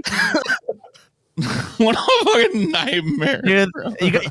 What else could they have to do, man? They're just bored. They're just taking all these saps fucking money. So they got like, oh shit. There's a controversy. You said we instead of Christ. Call to Barata Nikto. Oh yeah, Klaatu Barata. There, I said it. I have said the correct words. Eric Adams compares cheese to heroin while touting plant-based diet. I agree. Totally the same, dude. Dude, I have. Listen, I've dabbled in both. I've shot up some straight cheddar cheese. And I've been on the horse, man. You know what I mean? And I'm telling you, man, they're functionally the same. Basically the same ass shit, bro. You got some pepper jack? What you got going on? You got some Gouda? Man. Can I get one slice of Colby Jack blend, please? Have you Gouda? What I need to do, please? Oh, God. People are hella protective of that, too, if you go over their house. I remember, like, after I stopped living with TJ, I'd go over to his house and I'd be like, hey, TJ, can I get a slice of this cheese? And he'd always like very reluctantly say yes. Because that cheese is at a premium, bro. Oh, man. Well, going to TJ's house, you just gotta say fuck TJ and just grab whatever you want, because he'll just be pissed. Hey, man. Well, I'd always try and ask, but it's functionally the same because I basically press gang TJ into saying like, no. Cheese in your head, bags opening. Hey, TJ, mind if I? You like, can't have any cheese. You can't even have a single slice of American cheese, Paul Ziegel. But he just knows that's one less piece of cheese he's good. Does he ever eat fish? Does he eat a hamburger? Does he do this? Does he do that? Does he do this? You know, I mean, it's just, listen, here's my message. The more plant-based meals you have, the healthier you are going to be. New Yorkers, don't beat yourself up. No one is perfect in this city. And if you look at a person who states, I'm the mayor of the city of New York and I'm perfectly imperfect. So if I can be the mayor, then you can be the man. Ooh, boy. Communism, socialism, the demons have won, TJ. The demons have won. Instead of endorsing pizza, dribbling with cheese is trying to tell me I'll be more healthy if I eat vegetables and fruits and shit. This guy's out of his fucking mind. Why are you putting this propaganda on this channel, TJ? Ignore the noise. Don't worry about what's on Mayor Adams' plate. Put these items on your plate, because I'm living a healthier lifestyle, and I'm encouraging New Yorkers to have as many plant-based meals as possible. Because how did this guy win mayor of New York again? The more you eat plants, the more you eat fruits, the more you have a healthy lifestyle away from over-processed food, the healthier you are going to be. I know how I feel every day. And I want you to feel the same way. Vegan propaganda, man. Fucking everyone seems to eat as much meat and processed food as possible. It's been proven by science to be the healthiest diet possible. Eating plants, whoever benefited from that? Plants are trash. Let me tell you something. Who fucking cares? This is almost obvious advice. Eat healthier. Eat like fruits and vegetables. Like, did you guys know? Listen, I'm your mayor here. Do you guys know that, fruits and vegetables is healthier than cheese? Like, yeah, we did. Thanks. We can make our own choices about that kind of shit, I feel like. So you're kind of not really, that's not your job. He thinks being mayor is like being like Mr. Rogers or some shit. It's like, man, dude, who in New York is trying to like hear a rich ass mayor politician preach to them about what they should or shouldn't eat? Yeah, I like the way he tells me how to eat. I like the way he's like, hey, eat some fucking plants, my favorite bitch. part. I love that shit. Oh, me too, man. But my favorite part was when he really criticized all the fucking cheap food that I have to eat and shit, and told me that I should go get more expensive, fresh options and shit, and then chastised me for like being unhealthy and stuff in the face of my economic inability to cover more fresh food and source more fresh food. When he did that, my mind was fucking blown. He owned my soul, you know, at that fucking point, you know. Bada bing. We just covered a story about the steak shortage at Golden Corral. Yeah, now, what's going on here? I was there. Let me tell you, I was there. Let me ask a question. If they were serving vegan chili, let's be honest here, however you feel about this, if they were serving vegan chili, would there have been a brawl? Hell no. There would have been a bunch of pussies sitting around passively aggressively tweeting and sending out Instagram shade about how like been waiting 35 minutes for my vegan chili. That's as far as that shit would have went, dude. You want people to get passionate, you gotta bring some mac and cheese and some fucking potatoes into the equation at that point, because then people are invested. Nobody's gonna fucking like literally lose their mind and go complete fucking regress to ape gorilla fucking mad, killing everybody, throwing chairs over no vegan chili, bro. Never gonna happen. Nope. Rock band to release 1,030-second songs to trick Spotify royalty payout. While Spotify remains in the news as music fans dissect the Neil Young versus Joe Rogan debate, that's not the only issue that the streaming service faces. Royalty rates have long been a concern of music artists, and in recently announcing their intent to exit the streaming service, Failure noted not only the Rogan controversy, but their concern over royalties paid to artists. Now another rock band has taken things a step further to bring attention to the royalty issues. According to NME, a rock band called The Pocket Gods have decided to release 1,000-track album with each of the songs clocking in around 30 seconds. Why 30 seconds? The current Spotify streaming model activates revenue from the stream of a song after 30 seconds of airing. The band were reportedly inspired by an article in The Independent where it was suggested that Spotify's current methods could signal the end of the 3-minute pop song. I saw the article and it made me think, why write longer songs when we get paid little enough for just over 30 seconds? You remember so this is basically Demolition Man coming true again. Like where like all pop songs are going to be jingles. Oh yeah. Remember that? They just like would play jingles. They didn't have music, they had jingles. I'm a hot dogs. Yeah. I do remember that. It's becoming true again. So once again, the self-driving cars. What else is that movie called accurately? The only thing it didn't get right was the seashells at this point. Yeah. Those haven't emerged. And Taco Bell being the only restaurant. That's getting close to being true, though. It is coming closer. As a dude that routinely dines at Taco Bell in places that aren't Taco Bell is sort of becoming the only restaurant. Oh, yeah. For people like us, Taco Bell already is the only restaurant. I mean, it has been for a long time. A cringe rapper / Forbes contributor allegedly found with billions in stolen Bitcoin. Whoa. The DOJ seized $3.6 billion and arrested a husband and wife. The Department of Justice has finally found almost all of the billions worth of Bitcoin stolen during the 2016 hack of cryptocurrency exchange Bitfinex in the hands of a published Forbes and Inc. writer and rapper who calls herself the Crocodile of Wall Street and her startup founder husband. The DOJ says it seized about $3.6 billion worth of the cryptocurrency allegedly held by Heather Morgan and her husband, Ilya Lichtenstein.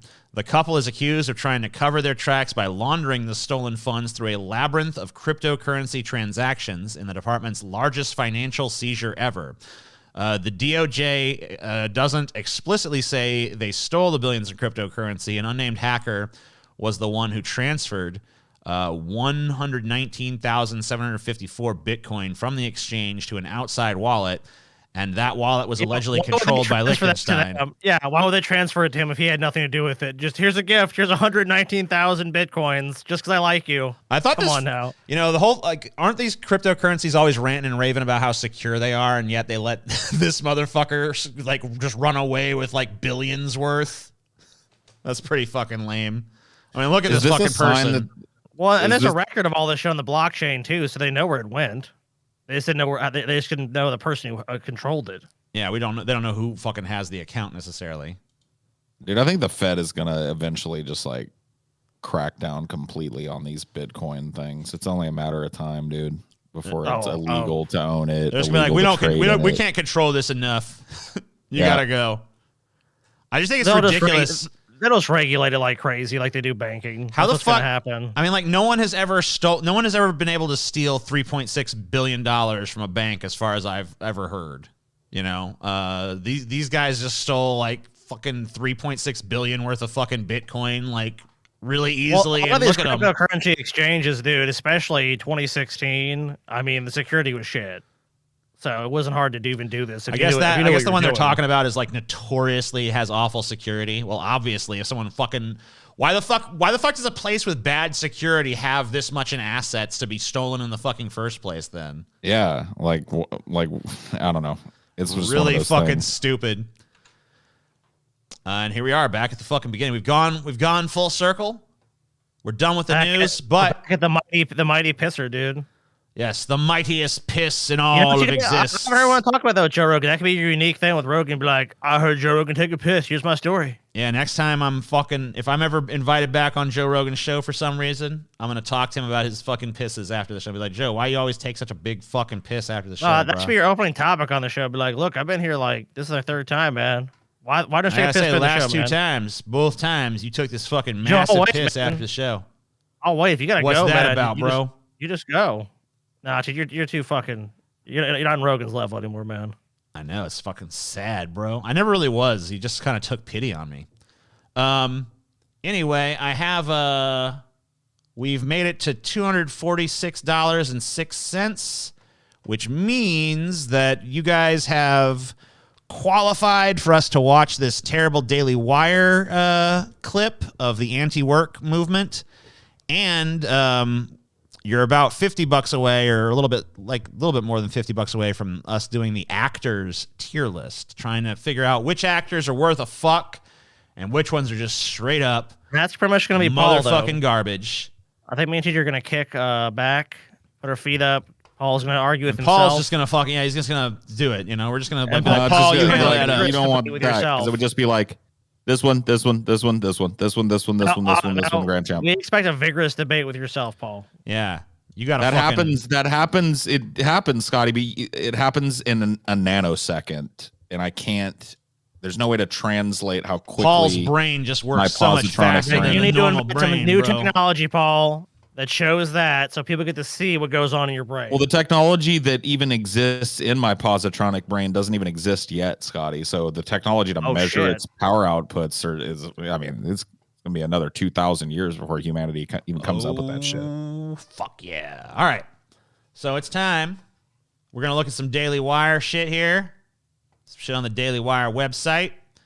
This is about people quitting their jobs here.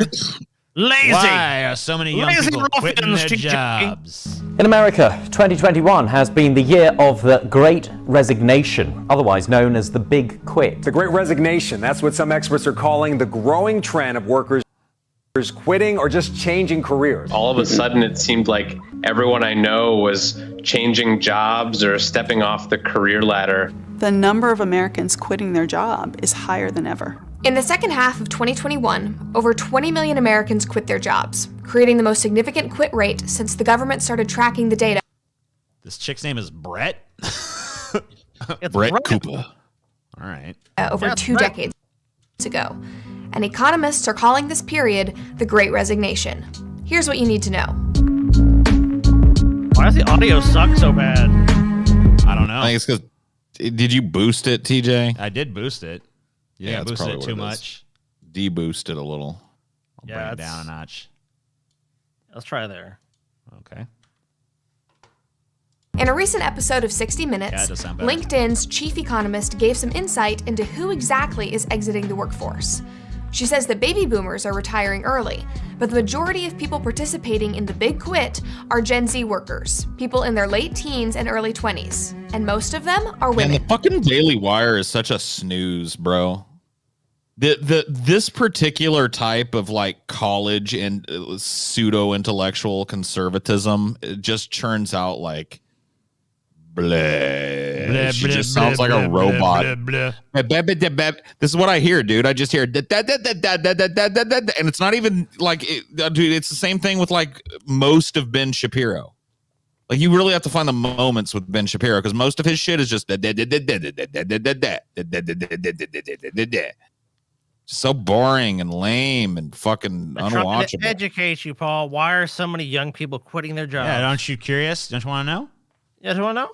I'm curious. Yeah, but she's not gonna be the one to tell me. Oh, she's gonna lay. Oh, why not? Because she's a woman, Paul. She will elucidate. Because she's a woman, Paul. We can see what sectors people are quitting: retail sectors and hospitality. How's this a Daily sectors? Wire clip when all they do is take journalism from another fucking place and then just steal put a bunch of weird clips from other places and put a fucking. Here's 60 minutes. Watch this segment of 60 minutes. Just go watch 60 minutes. They're covering the same thing. And so in some cases, people are but they're not going to cover it with the right slant, returning. They're taking a break. Americans are burnt out. They just get this weird like clone of female Ben Shapiro clone to like very blandly and robotically restate what the experts are saying in actual journalism. Man, dude, this is a grift right here. We gotta hold on. Yeah. Can we just stop here and have a fucking company-wide meeting? Keep on grifting in the free world. People say, I don't need this. Academics and economists. Yeah, the pandemic, guys. Guys, listen. The baby boomers. We can explain that easily. The pandemic, rising values of stocks and homes, has made it better for them to better time to quit, which has left a hole in the market. Younger people are about to get to, but I need to hear their opinion before I can give you my take on their opinion. Let's go ahead and play that. TJ, are also connecting this phenomenon to COVID-19. The stress and burnout of working through a pandemic and the extreme fear and political polarization caused people to reevaluate their careers and lifestyle. They now want more flexibility, fewer hours. You know, I think really makes this actually a very dynamic video, Paul, is the way they switch between that front angle and this fucking semi-profile angle, you know what I mean? Yeah.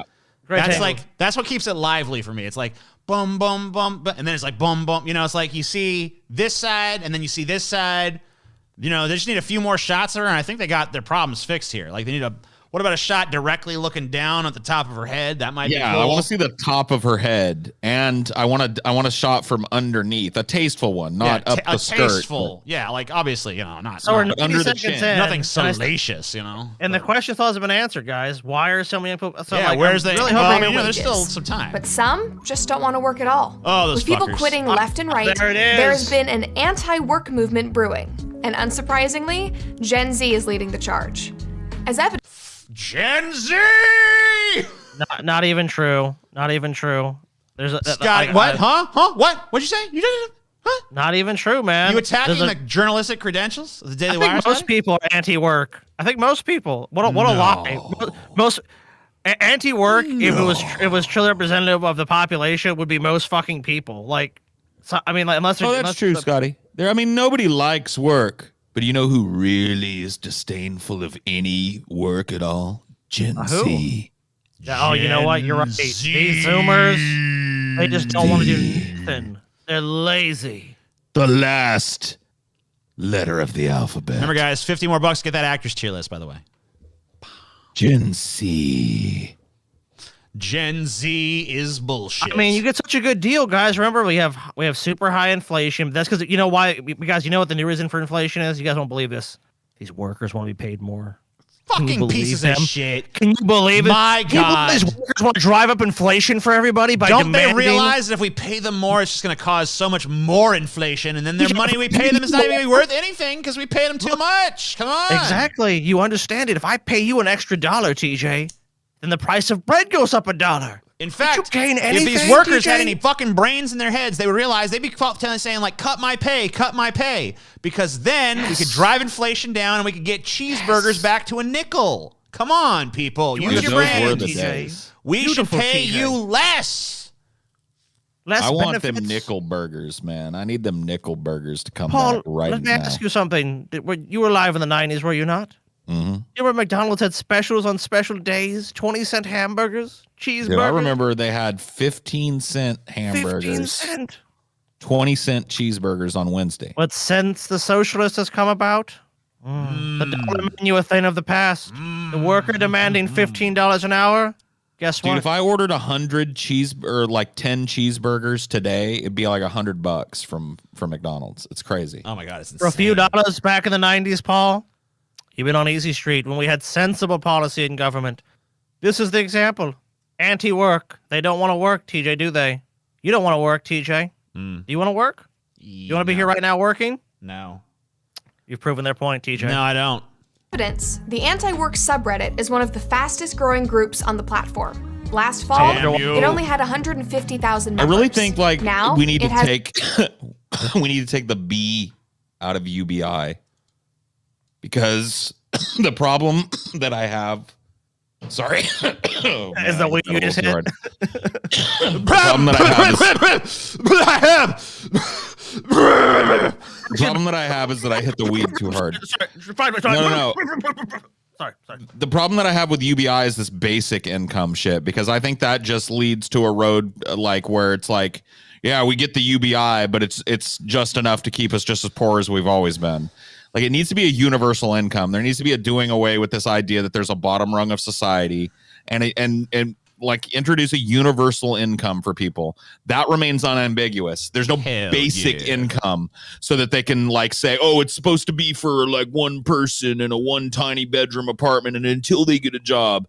No, get rid of the basic and just call it a universal income and make that baseline grow with inflation and call it a fucking day. Oh yeah. That's what needs to happen. We've needed it for years and years. You think people should just get money for being lazy pieces of shit? That's garbage, Paul. People do not deserve money for just no fucking particular reason. By the way, send us money. Because we got fucking shit we can do, yeah. You guys are our UBI. So quit being basic and become a UI. Has over 1.6 million. Whoa. They have the tagline, unemployment for all, not just the rich. And they call themselves the idlers. These idlers largely believe that people should strive to work as little as possible and preferably for themselves. Yeah. Many work as few hours as possible in part-time jobs in order to survive. Cool. Some take on roommates or raid dumpsters for food to reduce their cost of living. Gross. Seems like they're working awfully hard at not working. Yeah, I mean, that's kind of the point though, right? Like they'd rather fucking scrounge out an existence that way than fucking be a bitch to some giant corporation that just wants to fuck them every way from Sunday. Right? See, I would love to take this lady and have her work in a fucking Amazon fulfillment center for a week and not let her fucking miss a day. If she does, she loses her fucking Ben Shapiro network job. It's gone. You gotta work an actual fucking job for a day, for a week. And I'd love to see if her like smug tone was still the same. Like, do you not understand that like the fact that people are willing to dumpster dive rather than throw themselves into the maws of these factories and shitty retail chains and shit is like an indictment of those jobs and not the people? Oh, dude, you know what? I was in the CVS the other day, and it was like self-checkout only, or it wasn't only, but there was like no one there actually doing like the regular checkout. So the only thing was open was the self-checkouts, and there was a dude who I guess didn't like that or whatever, and so he's just like standing near the front of the store, like, hello, and he looks at me, and he's like, well, never coming here again. I'm just like, all right, I'm sure they're desolated. I don't care. Neither do they. No one cares. Go away. Get out of here. Fuck you. I love that guy.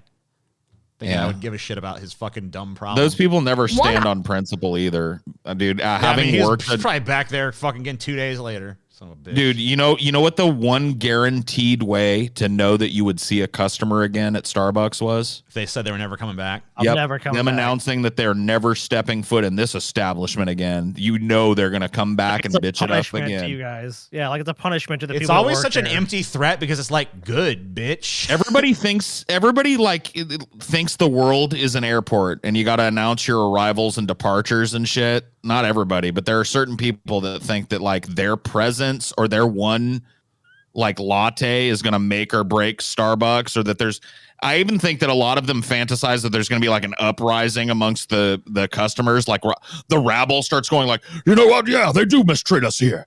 She's right. We're leaving. You know, like some fucking old fucking 40s I've had movie. quite enough of this. Oh, you see it all the time with those Karens, dude. They like turn to people like, are you just gonna accept this? It's like they just want to fucking drink their shitty latte and play on their laptop. They don't give a fuck about your bullshit. Idler was pushed over the edge and finally quit his job after his boss posted a sign telling workers they couldn't use their phones during shifts. And if they were caught with their phones... Hold on, let's see what this sign says.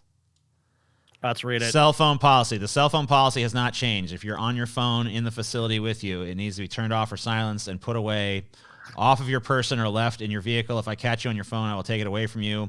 We have a landline you can be used. We have a landline you can be reached on in case of emergency. You may use your phone on your break, and that is the only exception. Take this seriously, please. Thanks for your cooperation, Barb. Well, here's the thing. I don't think Barb has the authority to just take your cell phone away from you. No, she doesn't. Also, here's another fucking point. Some people are probably going to play around their phone, sure.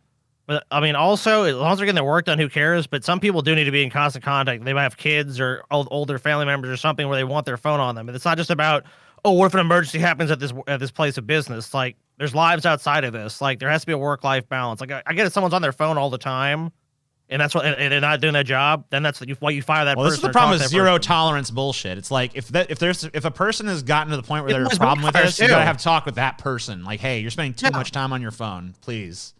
Talk to that one person. Don't fucking punish everyone else there. It's like if people are doing what they need to do, who gives a fuck if they're on their phone or not? Hey, I saw you check your text on your way to the fucking deep fryer in between. That you fuck that shit. You're garbage.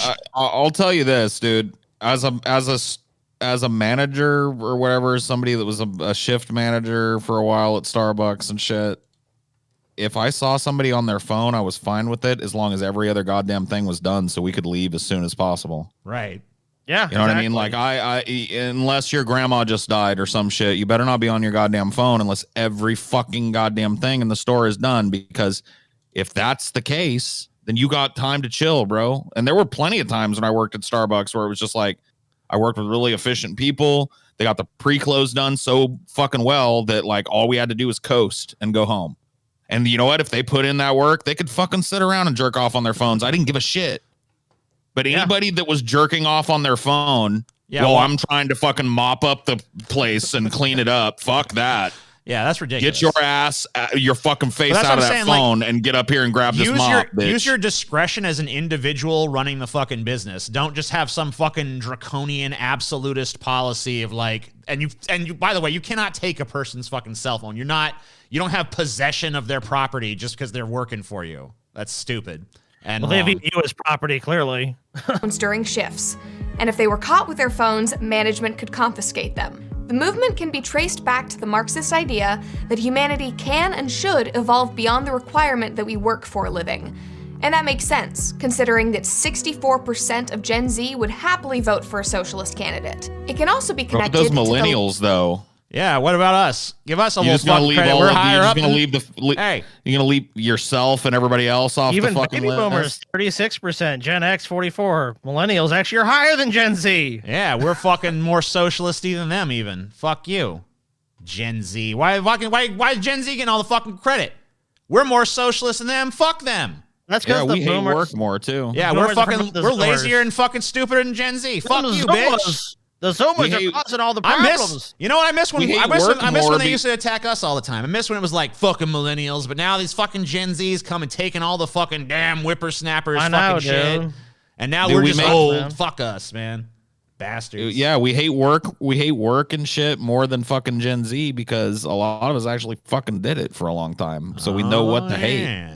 Candidate. It can also be connected to the laying flat cultural movement that is spreading like wildfire in China among 20 to 30-year-olds.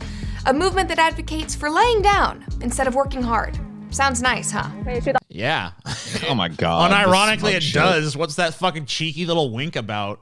Yeah, it really does sound nice. A place where it's like you're focused on like taking naps and just chilling and not being under constant anxiety of having a dude with a gun show up and kick you out of your property if you don't go to the weird fucking meat factory and make burgers 12 hours a day. Yeah, dude. That does sound kind of nice. I don't know. I wake up not worrying about work, she says. Till this fall, Tong worked at a tech firm, part of China's rat race to push the country and herself ahead. Here's what I'd really like. Yeah. I would love to see the fucking reporter from the Daily Wire that's making this shit work in one of these Japanese hyper capitalist companies where you know your head is on the chopping block every second of every fucking day. No, it literally drives people fucking insane. That's what this is about. This is about people that are industrious and hardworking being pushed to the point where like they'd rather just like lie on the ground and hope they die or rely on the charity of others and go back to that Chinese place. call Tong Ping or lie flat. Tong Ping lying flat is about not comparing with Well, you know others. what it is? It's 100% like this is how oligarchs and rich people live. But you're not rich, so that's not going to work for us. We need you doing all this other shit. So just go ahead and do that. Don't live like us. Do as we say, not as we do. Okay, just trying to be clear on that, dude. Her going to the Daily Wire, she cannot work in a fucking Chinese sweatshop or a Cambodian sweatshop. She'd fucking or a Japanese fucking company that's structured like way. She would cave in crazy a second. schedule. Hell fucking no, dude. Like, well, we can smugly be told that people just need, they just need to go back to work. It's like, for what? They're not going to be paid enough. They have no benefits, especially in this country. Like, what benefits do they have? They can be scheduled anytime. They don't give a fuck about your life. There's no work-life balance. You can't afford anything on those wages. And it's asinine. Why would you do it? That to me is like the pernicious thing about this whole type of like covering the anti-work movement. And it's the shitty thing about some of these fucking NEETs and stuff too, is because they've latched themselves onto a cause that at the core of it is really just a labor cause. This is more about like, well, we don't have a union anymore, but how do we affect a strike anyway? Like, how do we let people know that like I'd rather live on welfare and a 20-hour-a-week McDonald's salary and pick through the trash to find the other like supplement shit I need than work at one of these places anymore. Like, how much more labor advocacy can you fucking get? And it's painted as if it's just these fucking lazy do-nothings that want to sit home and suckle their mama's tit, which do exist, but they've latched themselves onto a movement that's a broader labor fucking movement. Yeah, it's 100% about working conditions. There's not like there's an availability of jobs, yes, but like for example, companies that offer remote work, like the 60 Minutes thing that they showed, are having way less of a problem finding workers. Like a lot of workers are looking for more flexibility, and the employers that are offering that don't have those same issues. It's these shit jobs. Like they even said, oh, it's retail, it's hospitality, it's jobs where it's like you're confronting a pandemic, you're confronting poor pay, you're confronting shit working conditions. I mean, like, and you see the draconian policies over fucking active micromanagement of what people do. And it's like, why won't people do these jobs? Or why won't they do these jobs happily? It's like, what do you fucking mean? The only people asking these questions are people that don't do these fucking jobs, because anyone that did them would have the answer. They want to pretend that it's about being lazy. And it's really about looking at the contract. And keep that in mind, too. When you work for somebody or for a corporation or whatever, you enter into a fucking contract of employment. So the idea is mutual benefit. I use your labor and I pay you X amount of dollars so that you can use that money discretion, to feed yourself and to clothe yourself and then have discretionary money. I provide you with this, you provide me with that. It's supposed to go hand in glove. And it's gotten to a certain point where there's all hand and no fucking glove. You know what I mean? You just get bitch slapped as soon as you walk into a place, bitch slapped as soon as you're fucking hired. And if you can't hack it, well, fuck you. You know what I mean? It's got to the point where people are just opting out. So but these places are so afraid to talk about it in those terms. They're afraid to talk about the fundamental issue not being that people are too lazy to work. Or at least most of these people that have a problem or that are part of the broader anti-work kind of movement. It has nothing to do about being lazy. It has everything to do about doing a cost benefit analysis and going like, what is it going to fucking avail me to kill myself 80 hours a week? For how long can I do that before I just go fucking crazy? To yourself, she says. It's about developing your own path and following your heart. However, the Chinese Communist Party is not thrilled with this new attitude, which they call Tang Ping, And in response, they've scrubbed their internet of all laying flat references and groups, and even deleted the original Laying Flat manifesto, which went viral last year. So what is causing this great resignation? That's all this is. Like, yeah, it's she's like basically like envious that China could just like censor this idea before it took root. But they hate it, dude. They hate China's but a they love horrible freedom, country though. that genocides. We're so pro freedom. Man, wouldn't it be great if we, like, China could just censor any sort of, like, sentiment that goes against, like, our capitalist overlords? Wouldn't that be great if we could just, like, crack down on them completely? Oh, Brett, here in America, we love freedom. And it's just, like, totally awesome the way that China could just, like, erase something out of history because it's a dumb, stupid idea. And like, man, you know, like we really got some catching up to do here to get our freedom in check. I wish we had the freedom to censor the plebs too. And why is Gen Z so opposed to work? You have a job, though. Well, psychologists have been warning employers about these sensitive and anti-capitalist attitudes for years as the world prepared for Gen Z to enter the workforce. However, sensitive and COVID-19 anti-capitalist. and the So let me government's get, okay, hold up. So if you don't want to live your whole existence literally being ground down to a fucking bloody nubbin at some kind of dystopian shack where people get fucking gray matter that used to be an animal crammed down their throats, or a fucking factory farm that's just like this endless warehouse of dystopian nightmares, if you don't want to wholeheartedly throw yourself into that 80 hours a week, there must be something wrong with you, man. It must be this anti-capitalist sentiment. You know, dude, a true capitalist, you know what they want to be? A cog in the fucking machine, dude. A true capitalist loves holding up a bunch of fat yacht-owning pigs on their back with their labor day in and day out while they can barely pay their fucking bills, dude. They love it, man. Oh, my God. Give me my squalor. I'm only working 60. I could be working 80. I deserve to be living in a fucking one-room hovel. Oh, yeah, daddy. That's a real capitalist. Give me a fucking break. It's about being fucking untenable for humans to do psychologically, physically. People are breaking down because working 40 hours a week ain't even enough anymore. Used to be a part-time job could get you by. Now 40 hours a week is not even a full-time job anymore. That's just your side gig. How far are people supposed to go? Literally not sleeping?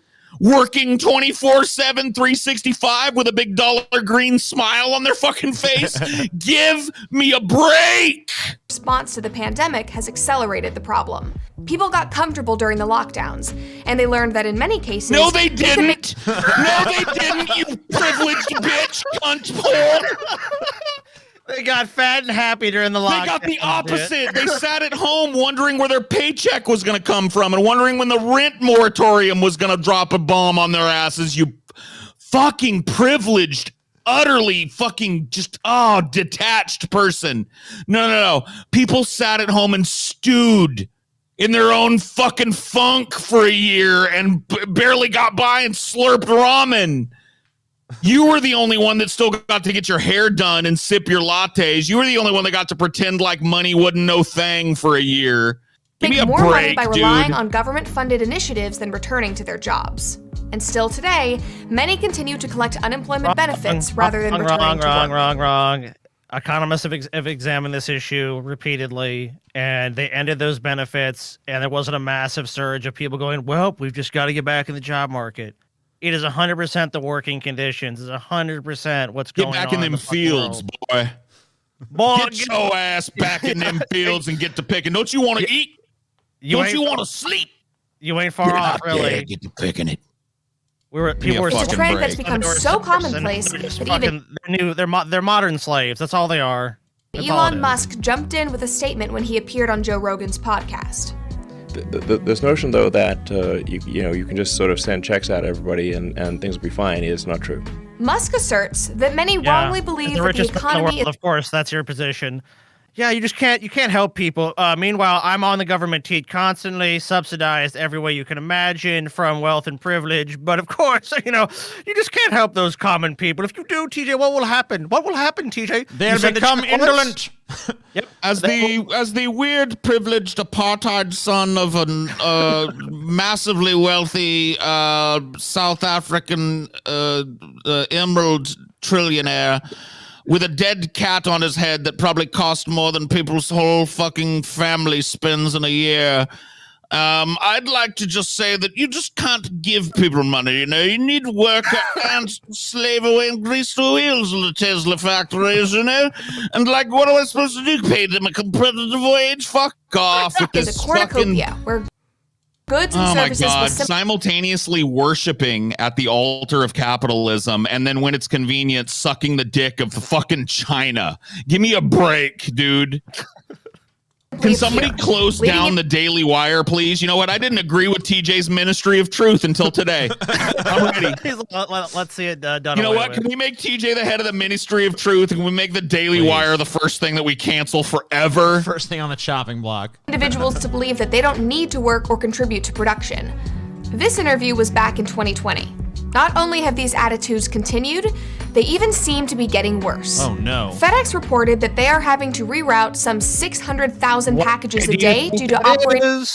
Why do you think that? Oh, just people are lazy. It's like they're getting a raw laziness, deal. Scotty. Laziness. They're getting a raw deal, and you know when you what? Just send them these government checks, they just get lazier and lazier. There's no benefit.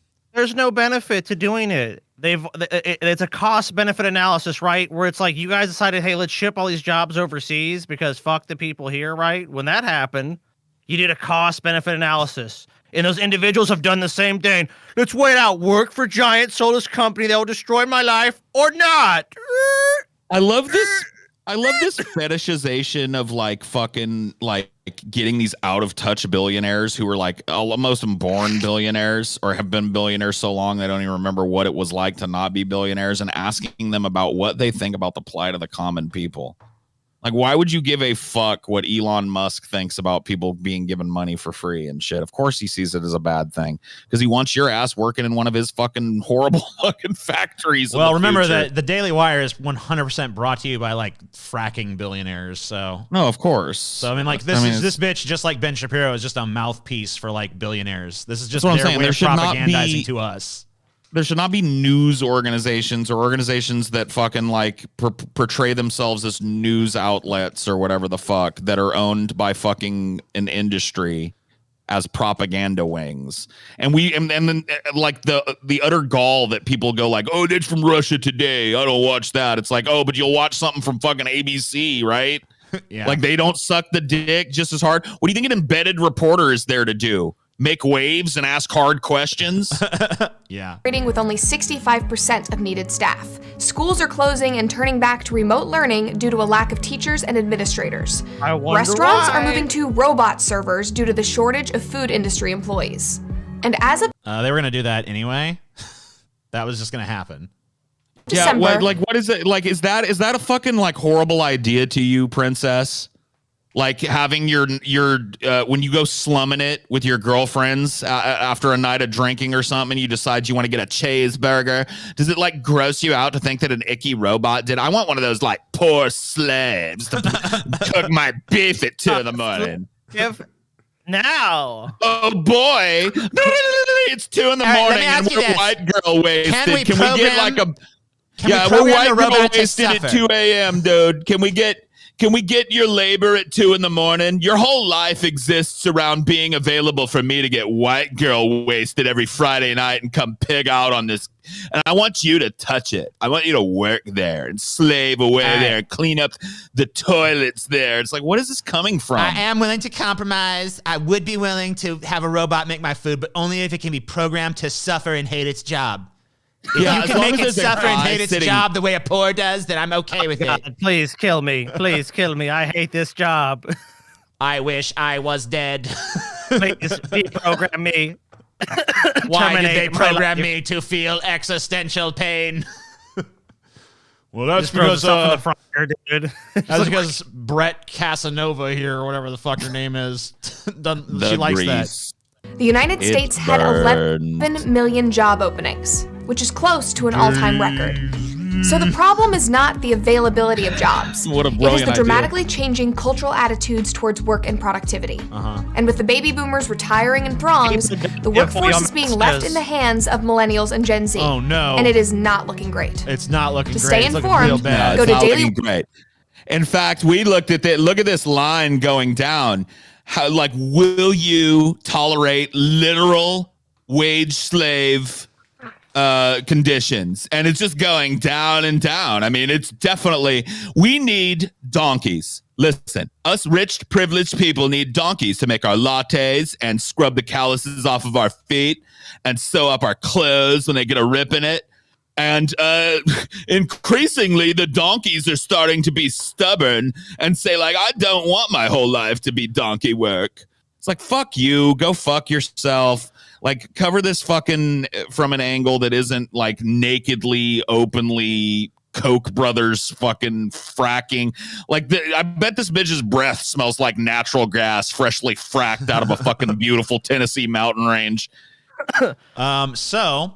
We are at 266.05. If you guys want to see the actors tier list, that's going to be 300. You don't have much time to do it. We're going to do one more little push, and then if we don't have it by then, the show's I'll give you your actors tier list. Here it is. It's Daniel Day-Lewis. It's fucking Daniel Day-Lewis. You can't fucking do P.S. that. Hoffman. That's it.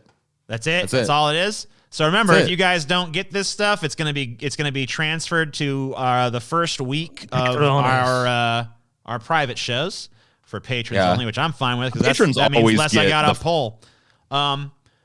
So if you want to see it now, you got to fucking donate. If you want to see it then, you can just become a patron, which is super easy. Dude, there's this thing that is $7 a month, or it's I think the annual. I don't know what the annual one is. There's an annual fee as well that you can do, and you save 16%. Oh, here it is. Save 16% by just purchasing it annually. So that's all good. TJ, that email address. Yeah, I know. Anyway, so you got that. If you want to fucking you join that shit, we have Punchable Faces. That was our most recent fucking episode for our regular people. We have a link tree that shows you our newest videos, our Patreon, our merchandise, our YouTube channel, our TikTok, our Apple Podcast, our Spotify podcast, and you have our various social media links down there. We also have our Dank Dungeons and Drunken Dragons channel that you can join up on. We have 37 episodes of that already shot. And you can see that on a weekly basis. Those come out every single Friday. We have Cinema for Cynics stuff. I told you that What the Fuck Happened to Aliens is, what the fuck happened to What the Fuck Happened to Aliens at this point. But that's being worked on. It's like 90% edited, but then our editor shit the bed, and we're looking for someone to finish that. I was just waiting for it to happen, honestly. That should be out relatively fucking soon. We also have Fighting Boys, where me and Scotty argue about various minutia in pop culture and also just like food and whatever the fuck else we can find to have some sort of petty brotherly squabble over. And, of course, we have gratuitous, insane amounts of merchandise. We have the All Hail Economos shirt. We have our tie-dye shirt. Those are all hand tie-dyed. Got all kinds of merch and bullshit. And you can buy all that, all those links and more available down below. So let's see if we made these fucking financial benchmarks here. Boom. I don't know. I'm checking it out now. You gotta get it where the super chats come on the screen because I don't see it, TJ. Yeah. I don't trust TJ either. Hold on. TJ is like doing all this math in his head on the fly. I have a calculator I'm looking at. 1 plus 2. And there's plus that. 3. There's a guy that gave $1.72. That's $14.60, I believe. Whatever, something close to that. 3 carry to 1. Carry to 7, blah, blah, blah. That's not right. Well, I don't think we made it. Because we got $73.25 here, and we got $194.95 there. That's not going to get us to 300.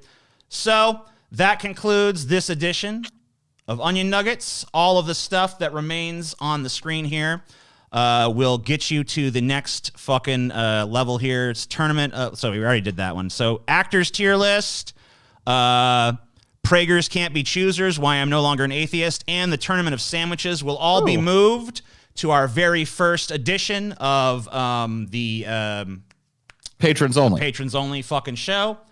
So that's going to be that. Hope you guys enjoyed. See you next week for more free Onion Nuggets. And then the week after that for more free Onion Nuggets. And then the week after that, you'll only see it if you're a patron. So become a patron. Delicious. Bye-bye.